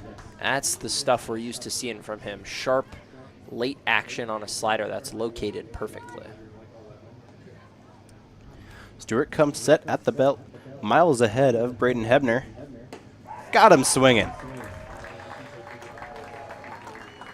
Big one for Stewart, and he's working quickly. He's fired up now. Nods his head, and he knows that that's the one he needs. See if he can get that second out. Last time got the first out after putting runners at second and third with nobody out, and then gave up a sac fly. See what happens here against Hankerson, who led off the 8th with a hit. That strikeout concludes a tough day for Hebner, the only player on both teams to not reach base at all. Hankerson, for his part, has reached twice via a walk and a single, scored both of those times. A few feelings worse in the world than a high-scoring offensive game where everyone's having a good day and you just cannot find a base knock. Ground ball towards right at second base. Flips to Martinez. 4, 6, 3. Great stretch by Gonzalez. And you can blow the whistle, sound the horn. That is the 25th Big Train winner of the season. Wasn't always sharp. There were some struggles the 4th inning with Bellis and Peterson. Both the 8th and the 9th with Stewart. But the Big Train get it done. An offensive onslaught. Emilio Gonzalez, the star of the game. But Drew Bellis takes home the headline. The Cal Ripken League single season strikeout record with 61 on the year for the lefty out of UCF. For the Bethesda Big Train, Kide Atatui is your winning pitcher. Owen Stewart picks up the save. The loss is handed to Hudson House. After A.J. Murray had a rough start, they dragged it back, but House gave the lead right back to Bethesda, who win again. They are now 25-8 on the season, and they have proven themselves against a possible opponent late in the playoffs.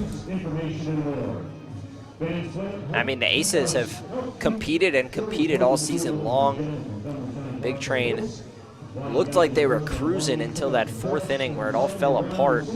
They used 4 of their best arms today, trying to get everyone ready and stretched out for the playoffs.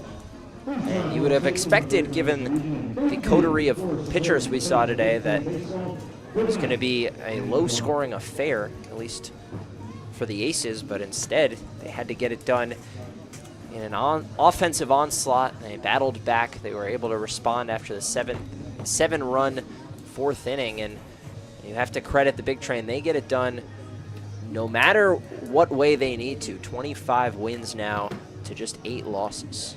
Final lines in a game that took 3 hours and 23 minutes to complete. The Alexandria Aces scored 9 runs on 12 hits, committed 3 errors. Your Bethesda Big Train, 14 runs on 15 hits, just 1 miscue. At a 2-year winner, House your loser, Stewart with the save. Alongside Eliav Brooks-Rubin, I've been Jackson Corcoran. This is our final scheduled home game. We are set, though, to have a makeup of the final 6 innings of a game against Olney on Tuesday. Before that, there will be a road game against Metro Soco. Both of those starts are scheduled for 7 p.m., and you can find them here on the Big Train Baseball Network. But for now, thank you so much for watching, and we'll see you next time.